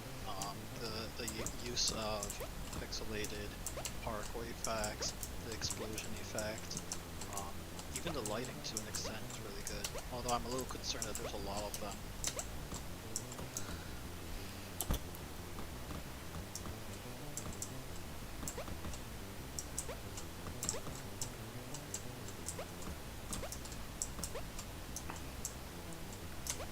You can do it, Chris.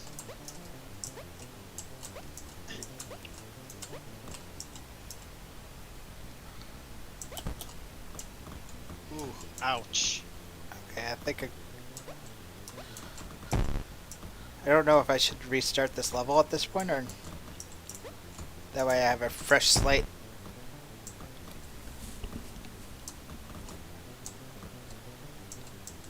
Yeah, I will say some of the puzzle design seems a little repetitive. Like this one is just, you know, this one is just flick 3 switches, and platform your way up. The puzzle comes later. Interesting. It's 6:59 right now, Chris. Yep. Just to let you know. Okay. Do we want to just complete the game, or should I call it? Your choice. I was going to complete the level. Sweet.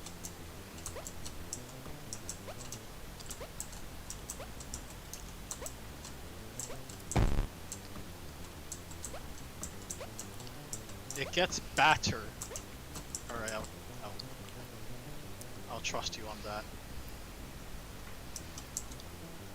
Is that a misspelling of better, or does it imply that... okay. Better.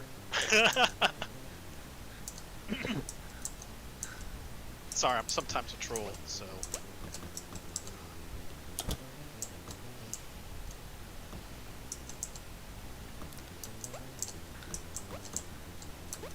Not something against the game design, but a frustration in my playstyle is that I keep dying due to my previous lives' actions.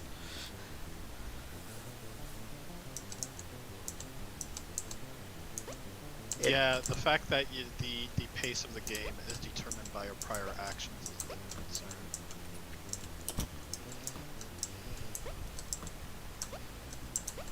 I mean, that's obviously why you added in the restart button, so like Yeah. it's understandable.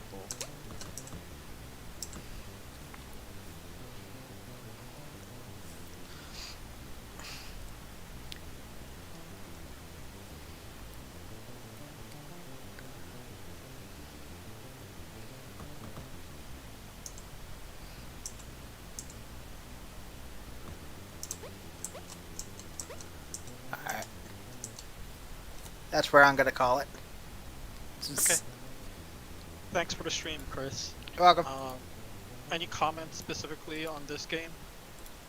Might need some fine tuning here and there, but I think it's good. A good start overall.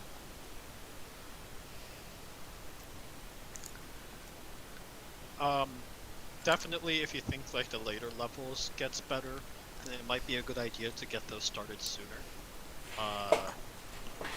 I think like progression wise, you had this sort of button to button progression And I think that's really good, actually, because it forces the player to practice, learn, and understand the mechanics. But there's only so much you can do with that before the player gets bored with it. So, especially when in the later parts where you're saying, like, it gets better from there, um, that makes a lot of sense to me.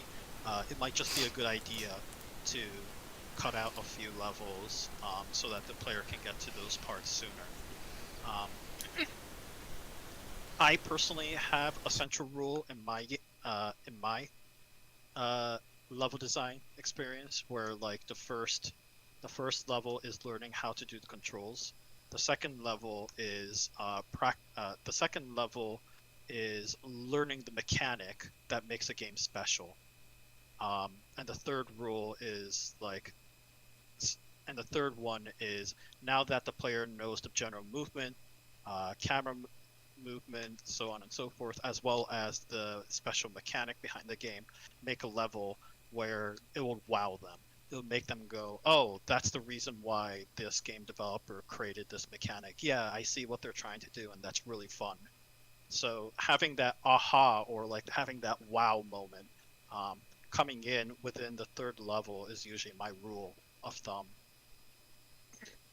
Obviously, you have this mechanic where, like, when you die, the controls that you had gets recorded, and it goes through that process again.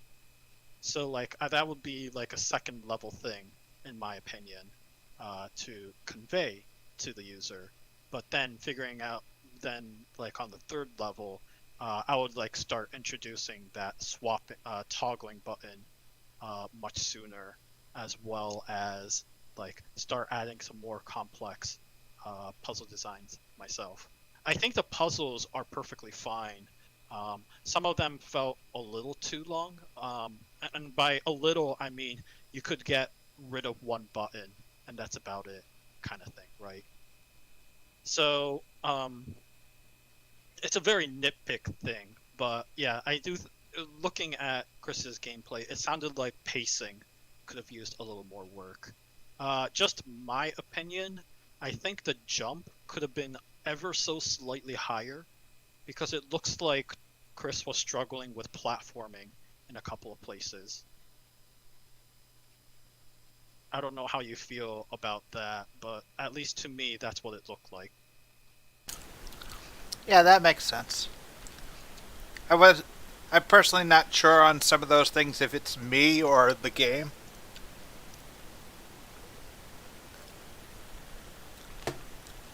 Any higher jump would have messed up some levels. Interesting. Okay. Oh, there it is. Alex Rose Games. He's the maker for the Root Bear games I was talking about. Anyways, what else comes to mind? I said the presentation was excellent. This is a serious kudos. The visual design, the visual language that you have for what the buttons toggle is really excellent. I think it could have been. I think there are parts where it could have been improved from just a visually, aesthetically pleasing sense per se.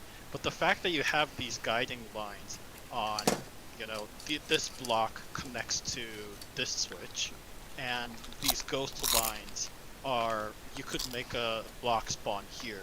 Like, those details are absolutely excellent and crucial to this game, and I think that was a fantastic design choice they added in there.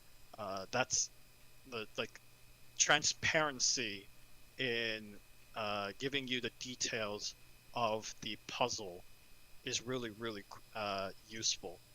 And I really appreciate the fact that, like, because of that, watching Chris try to solve it, it never ever felt like the game was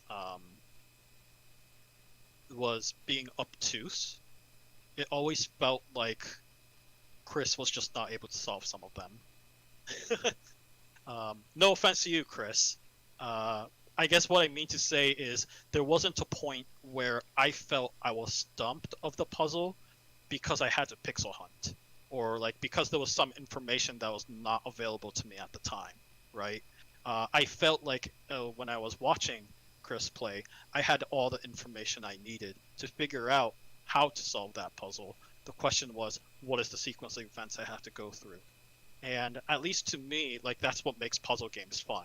It's figuring out the sequence of things, not pixel hunting, not figuring out this obtuse like thing I'm supposed to know that I just didn't notice the first time, etc.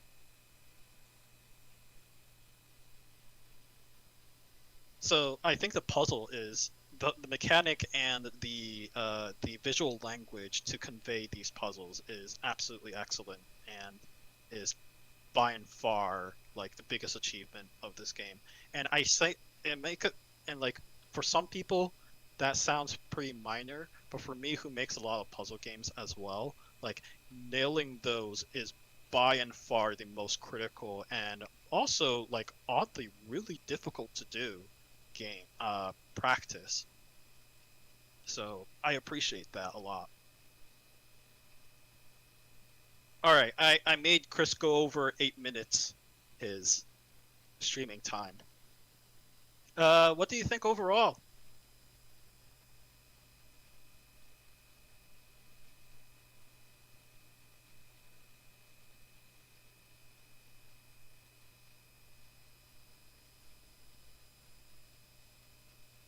I don't know, Chris, if you're actually saying anything, but Sorry, my mic was muted. yeah, I was gonna ask, what do you think overall? Well, not just the game that you played right now, but all the other games combined. Like They were fun. Yeah, I'm really looking forward to trying them. Yeah. Next week is gonna be Jamie, so Jamie will be live streaming from his computer. And then I will be the last one.